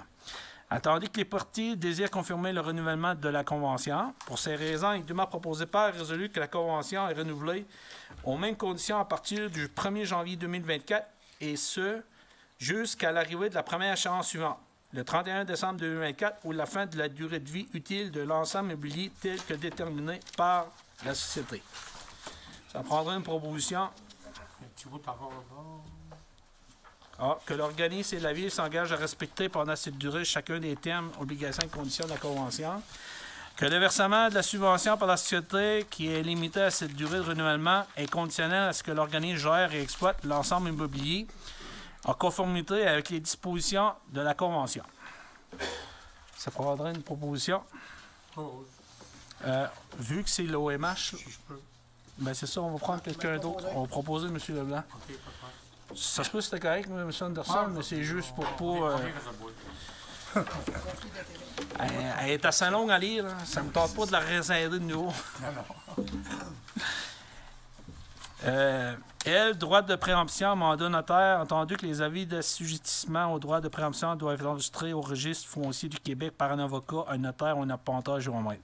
Pour ces raisons, il est dûment proposé par et résolu que la greffière soit autorisée à rédiger les avis d'assujettissement relatifs aux lots assujettis, que l'étude Jean Couture Notaire Inc. soit mandatée à enregistrer ces avis d'ajustissement tout en partie au Registre foncier de Québec, que le directeur général, la greffière ou la maire soient autorisés à signer les dits documents notariés.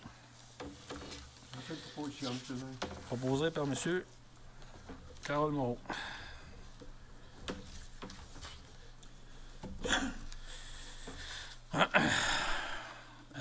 G. Mobilier pour caserne incendie, octroi de contrat de gré à gré, la papeterie Quartier Inc. Attendu qu'un appel d'offres sur invitation a été lancé à 3 commerçants gaspésiens le 29 janvier 2024. Attendu que le 6 février 2024, date d'ouverture des soumissions, la Ville a reçu une soumission dans les délais prescrits concernant l'achat de mobilier, salle de formation pour la nouvelle caserne incendie. Le résultat est le suivant. Papeterie Quartier Inc. 17 279,33 taxes en su. Attendu qu'après analyse de la offre et selon ses conclusions, les documents reçus sont conformes et les coûts de mobilier est raisonnable. Pour ces raisons, il est dûment proposé par et résolu que le conseil municipal autorise le directeur général à octroyer le contrat de mobilier pour les salles de formation de la nouvelle caserne incendie à l'entreprise Papeterie Quartier Inc. au montant de 17 279,33 taxes en su. Proposé par M. Anderson.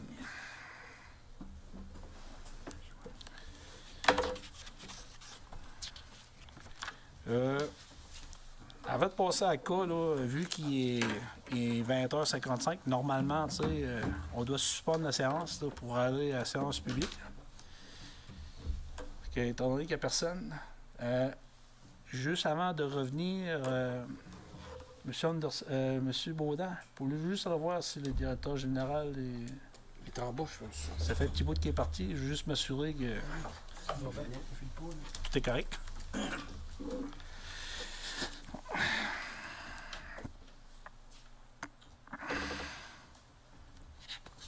On va juste prendre 5 secondes. On va attendre l'arrivée de M. Baudin.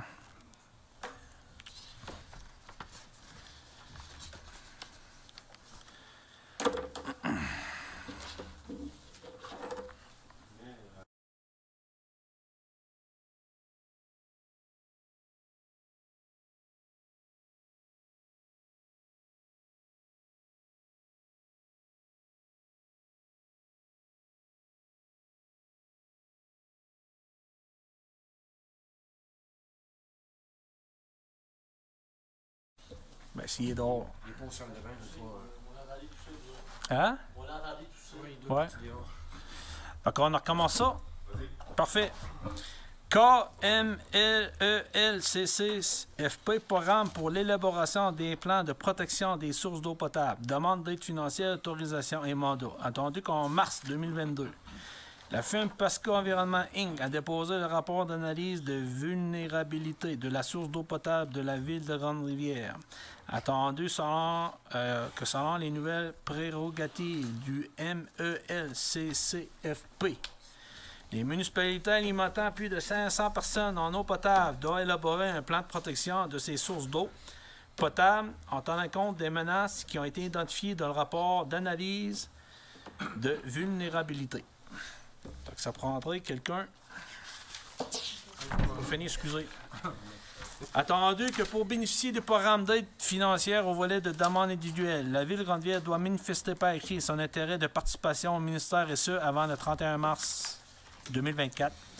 Attendu que le directeur général a pris connaissance du cadre normatif et du guide pour l'élaboration du plan de protection de sa source d'eau potable, attendu qu'une demande de soumission devrait être réalisée auprès de firmes spécialisées en environnement pour l'élaboration du dit plan de protection incluant le dépôt de la demande d'aide financière. Il est dûment proposé par et résolu que le conseil municipal autorise le directeur général à manifester au MELCCFP l'intérêt de la Ville à participer au volet individuel du programme d'élaboration du plan de protection des sources d'eau potable avant l'échéance du 31 mars 2024, afin de recevoir le formulaire de demande d'aide financière, une planification budgétaire et un calendrier de réalisation. Que le directeur général soit autorisé à demander des soumissions auprès des firmes spécialisées en environnement pour l'élaboration du plan de protection. Que l'adjudicataire du contrat soit mandaté à déposer pour et au nom de la municipalité ladite demande d'aide financière. Proposé par M. Leblanc.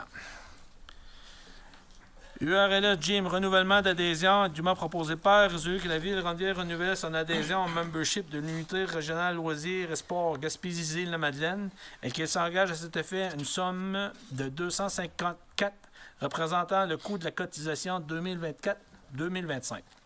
Que M. Tommy Lumburner et M. Denis Baudin soient délégués pour le représenter à l'Assemblée générale de l'URSS Gym qui va avoir lieu à...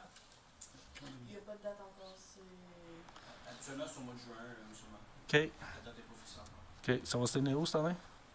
C'est pas mal tout le temps Caplan. Caplan. D'habitude, c'est Caplan. C'est pendant une proposition. Proposée par M. Anderson. Donc, demande dans commandite. Donc, suite aux demandes dedans, bien, dûment proposé par et résolu que suite aux demandes dedans et commandites reçues des organismes si préidentifiés, le Conseil mutuel accepte de verser les montants suivants. Donc, au niveau des montants, il y avait eu la demande concernant l'activité frais de la marmotte, un montant de 200 $, donc ça a été accordé. Il y avait une demande aussi de commandite par Hockey Cougar 3 Gaspésie.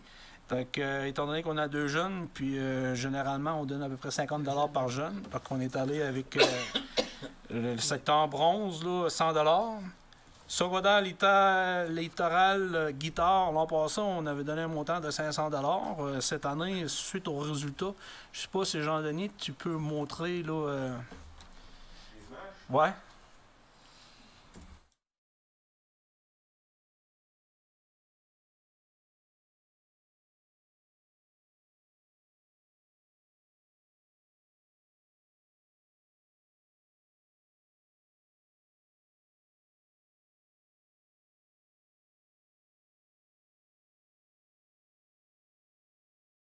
Pour encourager les jeunes là, en tout cas, à développer cet art-là, parce que je regarde les guitares sèches sont super belles, puis donc, c'est vraiment intéressant. Donc, si ce projet-là peut intéresser les jeunes là, à demeurer à l'école, ben, puis à poursuivre leurs études, ben, tant mieux.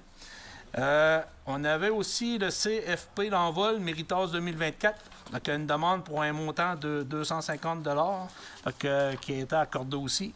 Donc, si on regarde ça, là, on a pour 450, 950, 1050 en montant de commandite.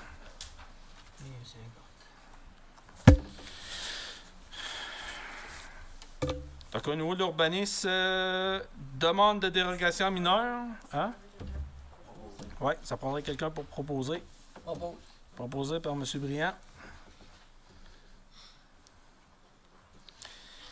Demande d'urbanisme, demande de dérogation mineure, lot 5 293 571, et dûment proposé par résolu que suite à la demande de dérogation mineure au règlement de zonage, U0060319, déposé en lien avec le lot 5 293 571, et suite à l'avis d'opinion numéro 00324 émis par le comité consultatif d'urbanisme en date du 7 février 2024, le Conseil municipal accepte la dite demande de dérogation mineure à l'effet de réduire la marge de recul avant minimale sur la rue de la Croix à 9,0 mètres et à 5 mètres afin de permettre un agrandissement du bâtiment principal.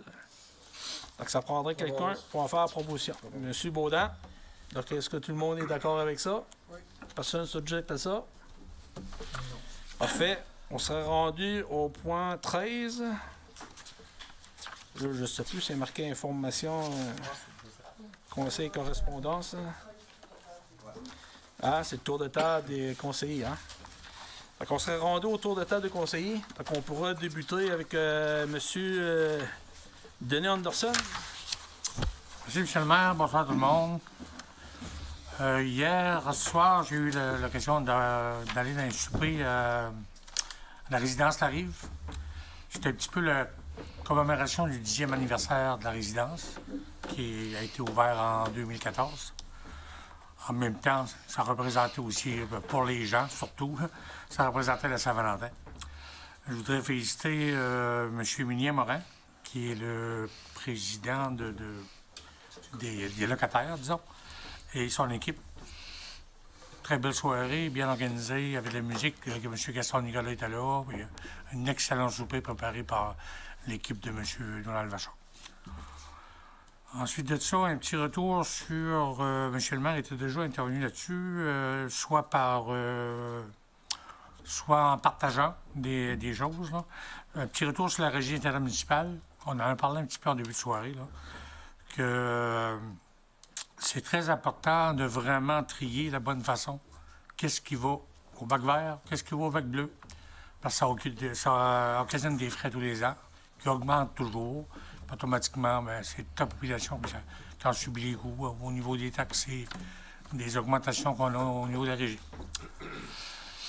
Aussi, j'aurais M. Moreau, tantôt, M. Ken Moreau en avait parlé tantôt aussi, étant donné le temps doux qu'on subit depuis un certain moment.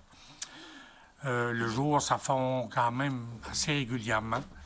Il faudrait juste que la plus grande prudence pour tous les gens, en soirée surtout, ça risque de geler et devenir très glissant. Nos employés font tous les efforts nécessaires. Moi personnellement, je vois que Mignon quand même passer régulièrement. Ça passe en devant de chez nous. Et en dernier de tout, je voudrais souhaiter à vous tous et à toute la population, à tous les amoureux et amoureuses, même ceux-là qui ne le sont pas, à toutes les familles qui partagent l'amour et une très bonne Saint-Valentin. C'est tout, M. Anderson? C'est tout. Parfait, merci. M. Moreau? Merci, M. le maire. Bien, comme vous avez constaté, le mois dernier, on a vu quelques pêcheurs avec leurs cabanes sur le long de la rivière. Alors, pour mettre en prévention les pêcheurs, d'attendre au moins qu'il y ait une bonne couche de glace, parce que j'ai parlé avec la responsable de la Maison des Jeunes, elle était très nerveuse de voir ces cabanes-là, puis qu'il y avait juste pour dire qu'il y a une petite épaisseur de glace, elle avait peur que vous partez en dérive. Et vous avez la permission de vous stationner du côté gauche de la Maison des Jeunes et pas d'auto devant la porte du côté est. Alors, il y a un grand stationnement du côté gauche, mais le dimanche, on vous demande de vous stationner en haut parce que souvent, le dimanche, la Maison des Jeunes est louée. Ça fait qu'ils ont besoin de stationnement. Ça fait que pour les pêcheurs qui s'attendent de pêcher si on a du froid, comme c'est là, on n'aura pas grand pêche qui va se faire sur la glace de la rivière cette année. Mais s'il y a une période de froid, puis s'il y a des pêcheurs, vous pouvez vous stationner du côté gauche de la Maison des Jeunes. Et je remercie Mme Lebreu pour sa collaboration, pour nos pêcheurs locaux, pour les petits éperlants d'hiver. Aussi, j'ai eu beaucoup de personnes qui m'ont interpellé pour les fameux tubes à neige et les raquettes. Quoi faire? Ils ont dit qu'on avait été souvent à l'aréna les 4 semaines, puis tout était barré. Alors, j'ai rencontré le directeur des loisirs, M. Tommy, et il m'a dit qu'à côté gauche de l'aréna, côté est, il y a une cabane. Alors, cette cabane est débarrée. Vous pouvez prendre les tubes, les raquettes, mais à noter qu'il y a un système de caméra pour la surveillance. Alors, pour les gens là, qui pensaient qu'il fallait aller voir le directeur des loisirs, aller voir une clé, débarrer, non. À ça, vous pouvez aller à tous les jours prendre les tubes ou les raquettes, d'autres équipements d'hiver. Monsieur Thomas? Oui, absolument. Mais là, pour l'instant, les raquettes sont à l'intérieur dans l'aréna, mais on est là toute la fin de semaine, puis même toute la semaine, puis même la fin de semaine, là, les employés d'aréna sont là aussi, puis l'aréna est pas mal ouverte toutes les fins de semaine avec les matchs de hockey, donc simplement rentrer dans l'aréna, puis demander pour le prêt de raquette, puis ils vont pouvoir vous guider absolument. Parfait. Il y a beaucoup de gens qui m'ont bien interpellé pour ça. Alors, vous avez les renseignements, pas de problème. Vous allez du côté est de l'aréna. La cabane est là, les tubes sont là, vous pouvez glisser en famille avec vos enfants. Puis en terminant, c'est comme mon collègue l'a dit, c'est la Saint-Valentin. Je vous souhaite à tous et à toutes un joyeux Saint-Valentin, puis qu'il y ait de l'amour dans l'air mercredi pour vous avec votre famille. Merci beaucoup. Pas d'amour, pas de comment. Merci. M. Briand.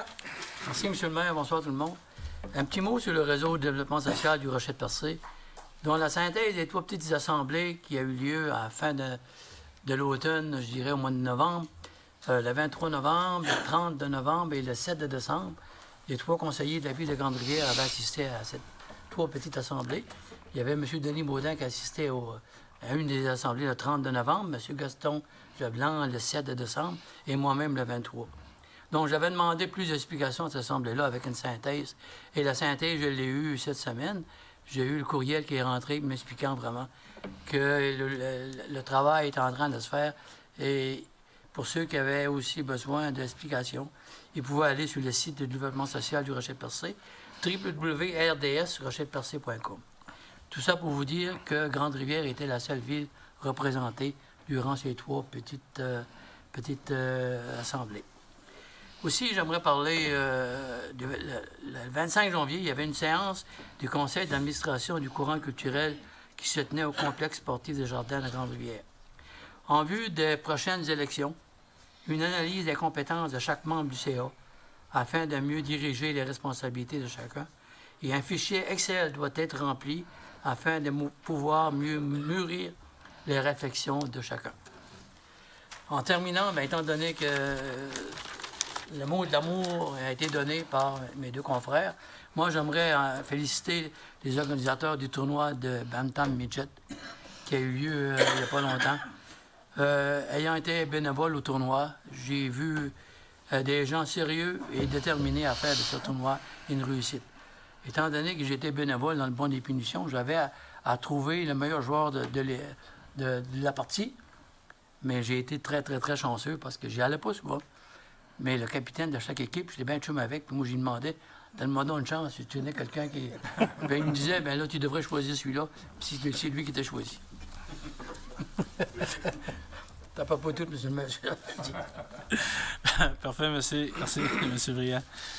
Donc, étant donné que Mme Nicolas n'est pas là, je vais passer la parole à M. Leblanc. Merci, M. le maire. Bonsoir tout le monde. Moi, vu que Mme Nicolas est absente présentement, elle m'a donné... pour vous donner de l'information sur ces sujets. Pour les personnes qui se sentent seules et qui veulent socialiser, je vous invite à rejoindre le Salon Mado, un lieu offert à toutes les personnes de 50 ans et plus pour entendre rire et faire de belles rencontres.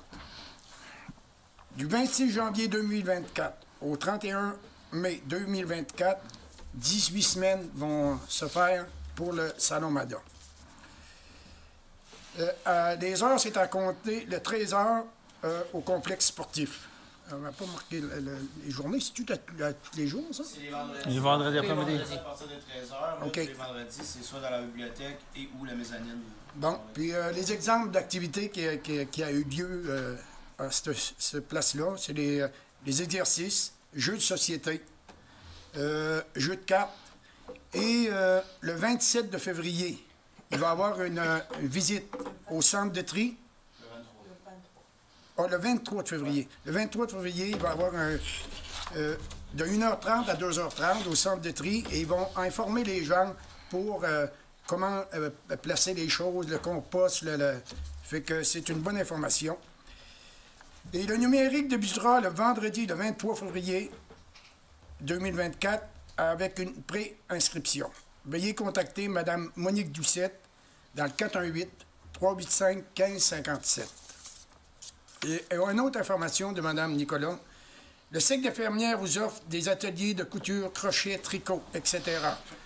Pour celles qui se sentent seules, vous pouvez vous rejoindre à ce groupe pour simplement prendre un café, tout gratuitement. Pour information, Mme Nicole Guillot, dans le 418-385-2157. C'est tout, M. le maire, pour moi. Tu viens parler pour lui aussi, mais pour toi? Moi, la seule chose que je voudrais parler, c'est que j'ai déjà fait, je l'ai déjà averti, on commence à avoir des poules dans les rues, là, parce que j'ai fait un petit peu le tour aujourd'hui, là. Okay. Et ça fait que M. le directeur général est averti là-dessus. Des poules? Oui. Ah oui, comment ça? Non, moi, je le mot aussi. Ouais. Bon. C'est tout. C'est beau, merci. M. Baudin? Oui, monsieur le maire, merci. Également, moi aussi, un bref retour sur le tournoi Midget, là, qui fut encore, pour une année de plus, là, un franc succès sur toute la ligne. Ouais. Merci spécial aux bénévoles, mais merci aussi, un merci particulier au comité organisateur qui, année après année, sont le même comité. C'est eux qui réussissent à conserver leurs bénévoles, à conserver leur staff pour faire de ce tournoi là, un franc succès. Donc, félicitations, puis Je sais qu'ils vont être de retour l'année prochaine parce qu'ils se font un plaisir à chaque année là, de le produire. Spectacle du 6 avril, comme le disait tantôt le directeur des loisirs, ça arrive très, très, très bientôt. Donc, spectacle des deux frères, le 6 avril. Première partie, c'est le groupe Benoît Jonca. Les deux se font en formule band, donc le band au complet. Les billets sont au point de vente dans les différents points de vente habituels, les billets en ligne sur la page du site web de la ville.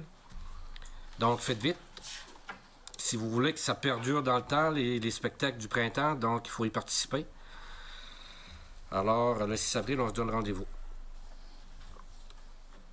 Là, concernant là, oui. le lien, là, il est tout sur le site de la ville ou sur la page Facebook? La billetterie sur la page Facebook, en fait, on a créé un événement Facebook avec le spectacle des deux frères et le lien faire la billetterie en ligne est dessus directement. OK. C'est juste parce que des fois, une page Facebook, s'il n'est pas tagué, là, il se promène. Là. Ça, il faudrait peut-être juste là, peut-être le relancer souvent parce qu'il y a des gens qui m'interpellent et qui me demandent c'est à quel endroit qu'ils peuvent acheter là, en ligne. Pour les gens qui écoutent à la télévision, pouvez-vous donner le prix des billets? 35 en pré-vente puis 40 à la porte. Pour ceux qui savent quoi faire, vous parlez de Saint-Valentin depuis tantôt, pour ceux qui savent quoi faire comme cadeau pour la Saint-Valentin, ben, je pense que c'est un excellent cadeau à faire. Ouais. Une paire de billets là, pour le spectacle du 6 avril, c'est un beau cadeau pour une sortie en couple. Sortie en amour. Oui, exact. L'Assemblée générale du comité des loisirs. Donc, c'est comme le disait tantôt M. le maire, c'est le 26 février à la bibliothèque du complexe sportif des Jardins. Il y a 8 postes qui vont être en élection. L'AGA va surtout l'emphase, ça va être sur les élections pour la formation des nouveaux comités. Les états financiers vont être présentés et tout, là, puis un bilan des activités des dernières années. Je ne vous cacherai pas, les dernières années ont été très difficiles avec le comité des loisirs. La pandémie nous a atteints comme qu'elle a atteint d'autres comités. On a eu des nouveaux qui sont arrivés dans le comité, d'autres qui sont repartis. Directeur des loisirs, pas de stabilité au niveau de la direction des loisirs. Donc, on a subi quand même beaucoup de contre-coups au niveau du comité. Là. Mais on a quand même survécu. Donc, ceux et celles qui sont intéressés, là, qui sont proactifs, qui ont de l'intérêt à faire partie d'un comité, qui ont de la création pour diverses activités, on a tendance souvent à penser que le comité des loisirs, c'est pour les jeunes. Mais c'est pas seulement pour les jeunes, c'est pour les jeunes et les moins jeunes. C'est pour l'ensemble de la population. Il va y avoir 8 postes en élection qui se définissent comme suit. 2 de catégorie d'âge de 18-35 ans, 2 de 36-50 ans, 2 de 50 ans et plus, et 2 autres postes qui vont être ouverts à tous, à l'ensemble de la population, n'importe quel âge, de 18 ans et plus, pour former un comité de 8. Comme je le disais tantôt, il faut être proactif. Si vous avez des idées à soumettre, en tout cas, si vous voulez vous impliquer collectivement, ben, c'est le temps. Venez le 26 février à la bibliothèque. Et je voudrais qu'on se donne tous comme mandat, tous les gens ici présents, incluant le personnel de la télé du Rocher-Percé. Si vous connaissez des gens autour de vous qui ont de l'intérêt à faire partie d'un comité, ben c'est le temps, là, tu sais. Mentionnez-leur, tu sais, que faire partie du comité de loisirs, ben pour en faire partie, c'est un très beau comité. Donc, je ne sais pas si Tommy, tu voulais renchérir là-dessus, là. Non, M. Bourdin, vous avez vraiment bien dit ça. Puis, je trouve que c'est une belle opportunité de contribuer à la communauté de Grande-Rivière, dans le sens où est-ce que le comité de loisirs, il ne faut pas l'oublier, c'est un comité qui agit pour les citoyens, mais aussi par les citoyens. Donc, les citoyens de Grande-Rivière, c'est eux qui sont les mieux placés pour savoir qu'est-ce que la communauté veut comme activité, comme action, tout ça. Puis, je pense qu'on a trouvé une manière de le rendre un peu plus représentatif aussi de notre communauté avec ces chaises-là. Donc, je pense que c'est la bonne opportunité là, pour amener du changement dans votre communauté si vous désirez vous impliquer, si vous cherchez une manière aussi de faire bouger un petit peu les choses. Souvent, il y a des gens qui ont en guillemets, qui ont la critique facile, qui disent, ben, comment ça, vous faites pas ci, vous faites pas ça, ailleurs, ils font ci, ils font ça. Ben, c'est le temps là, de venir vous impliquer, puis de faire partie d'un beau comité, puis de mettre vos idées sur la table, les concrétiser avec un bon groupe autour de vous. Donc, c'est lancé, c'est le 26 février. Je pense, Tommy, tu prends la parole à Bleu FM le 15, midi lunch. Tu vas en parler là encore une fois. Tu vas l'expliquer encore là. Donc, c'est sur la page de l'Atelier du Rocher-Percé. C'est sur la page Facebook de la ville. Donc, c'est publié. Ça, c'est le bouche-oreille qui est à faire. Maintenant, M. le maire, on sait que cette semaine, on est dans la semaine des journées de persévérance scolaire. Et la semaine dernière, on était dans la semaine des enseignants et des enseignants. Puis, je profite de l'occasion pour faire un petit clin d'œil au couvent Bon Pasteur. On sait tous et toutes là, que les enseignants, les enseignantes ont à cœur de former, de donner une formation académique à nos jeunes qui seront la relève un jour. Mais outre la formation académique qu'ils donnent à nos jeunes, ils sont initiateurs de beaucoup d'autres projets avec l'ensemble du personnel du couvent Bon Pasteur. Et avec votre permission, je vais en nommer quelques-uns, Monsieur le maire. Beaucoup de projets sont initiés et concrétisés. Entre autres, il y a des activités qui sont pour souligner toutes les fêtes, comme l'Halloween, Noël, la Saint-Valentin, etc. Ça, c'est en collaboration avec le Club Optimis et le personnel, encore une fois, du couvent Bon Pasteur. Il y a des chansons qui ont été interprétées par les élèves et transmises aux personnes âgées du CHSLD, la Villa Pabot, sous forme d'enregistrement vidéo. Les Petits Cuistots, c'est un atelier de cuisine et de nutrition, produire la santé ensemble. Activité avec une naturaliste, en collaboration avec l'association forestière. Il y a eu des sorties culturelles en salle de spectacle, Sapinard. Et collaboration de la Ville de Grande-Rivière pour les activités sur glace au complexe sportif des Jardins et sur les terrains voisinants. Donc, comme on le disait tantôt, là, on veut que nos jeunes persévèrent, puis des fois, c'est lourd pour les jeunes, l'école, puis l'école, mais quand il y a des belles activités comme ça qui sont initiées, bien, ça donne le goût aux jeunes d'y aller à l'école, puis d'apprendre. Donc, c'est un petit clin d'œil que je voulais faire au couvent Bon Pasteur, l'ensemble du personnel, l'enseignant, enseignante, et tous ceux qui gravitent autour, de même qu'au conseil d'établissement. Voilà, c'est tout, M. le maire. Parfait, merci. Bien, écoutez, au niveau du comité de loisirs pour l'Assemblée générale annuelle, je voudrais juste apporter un petit complément d'information, là.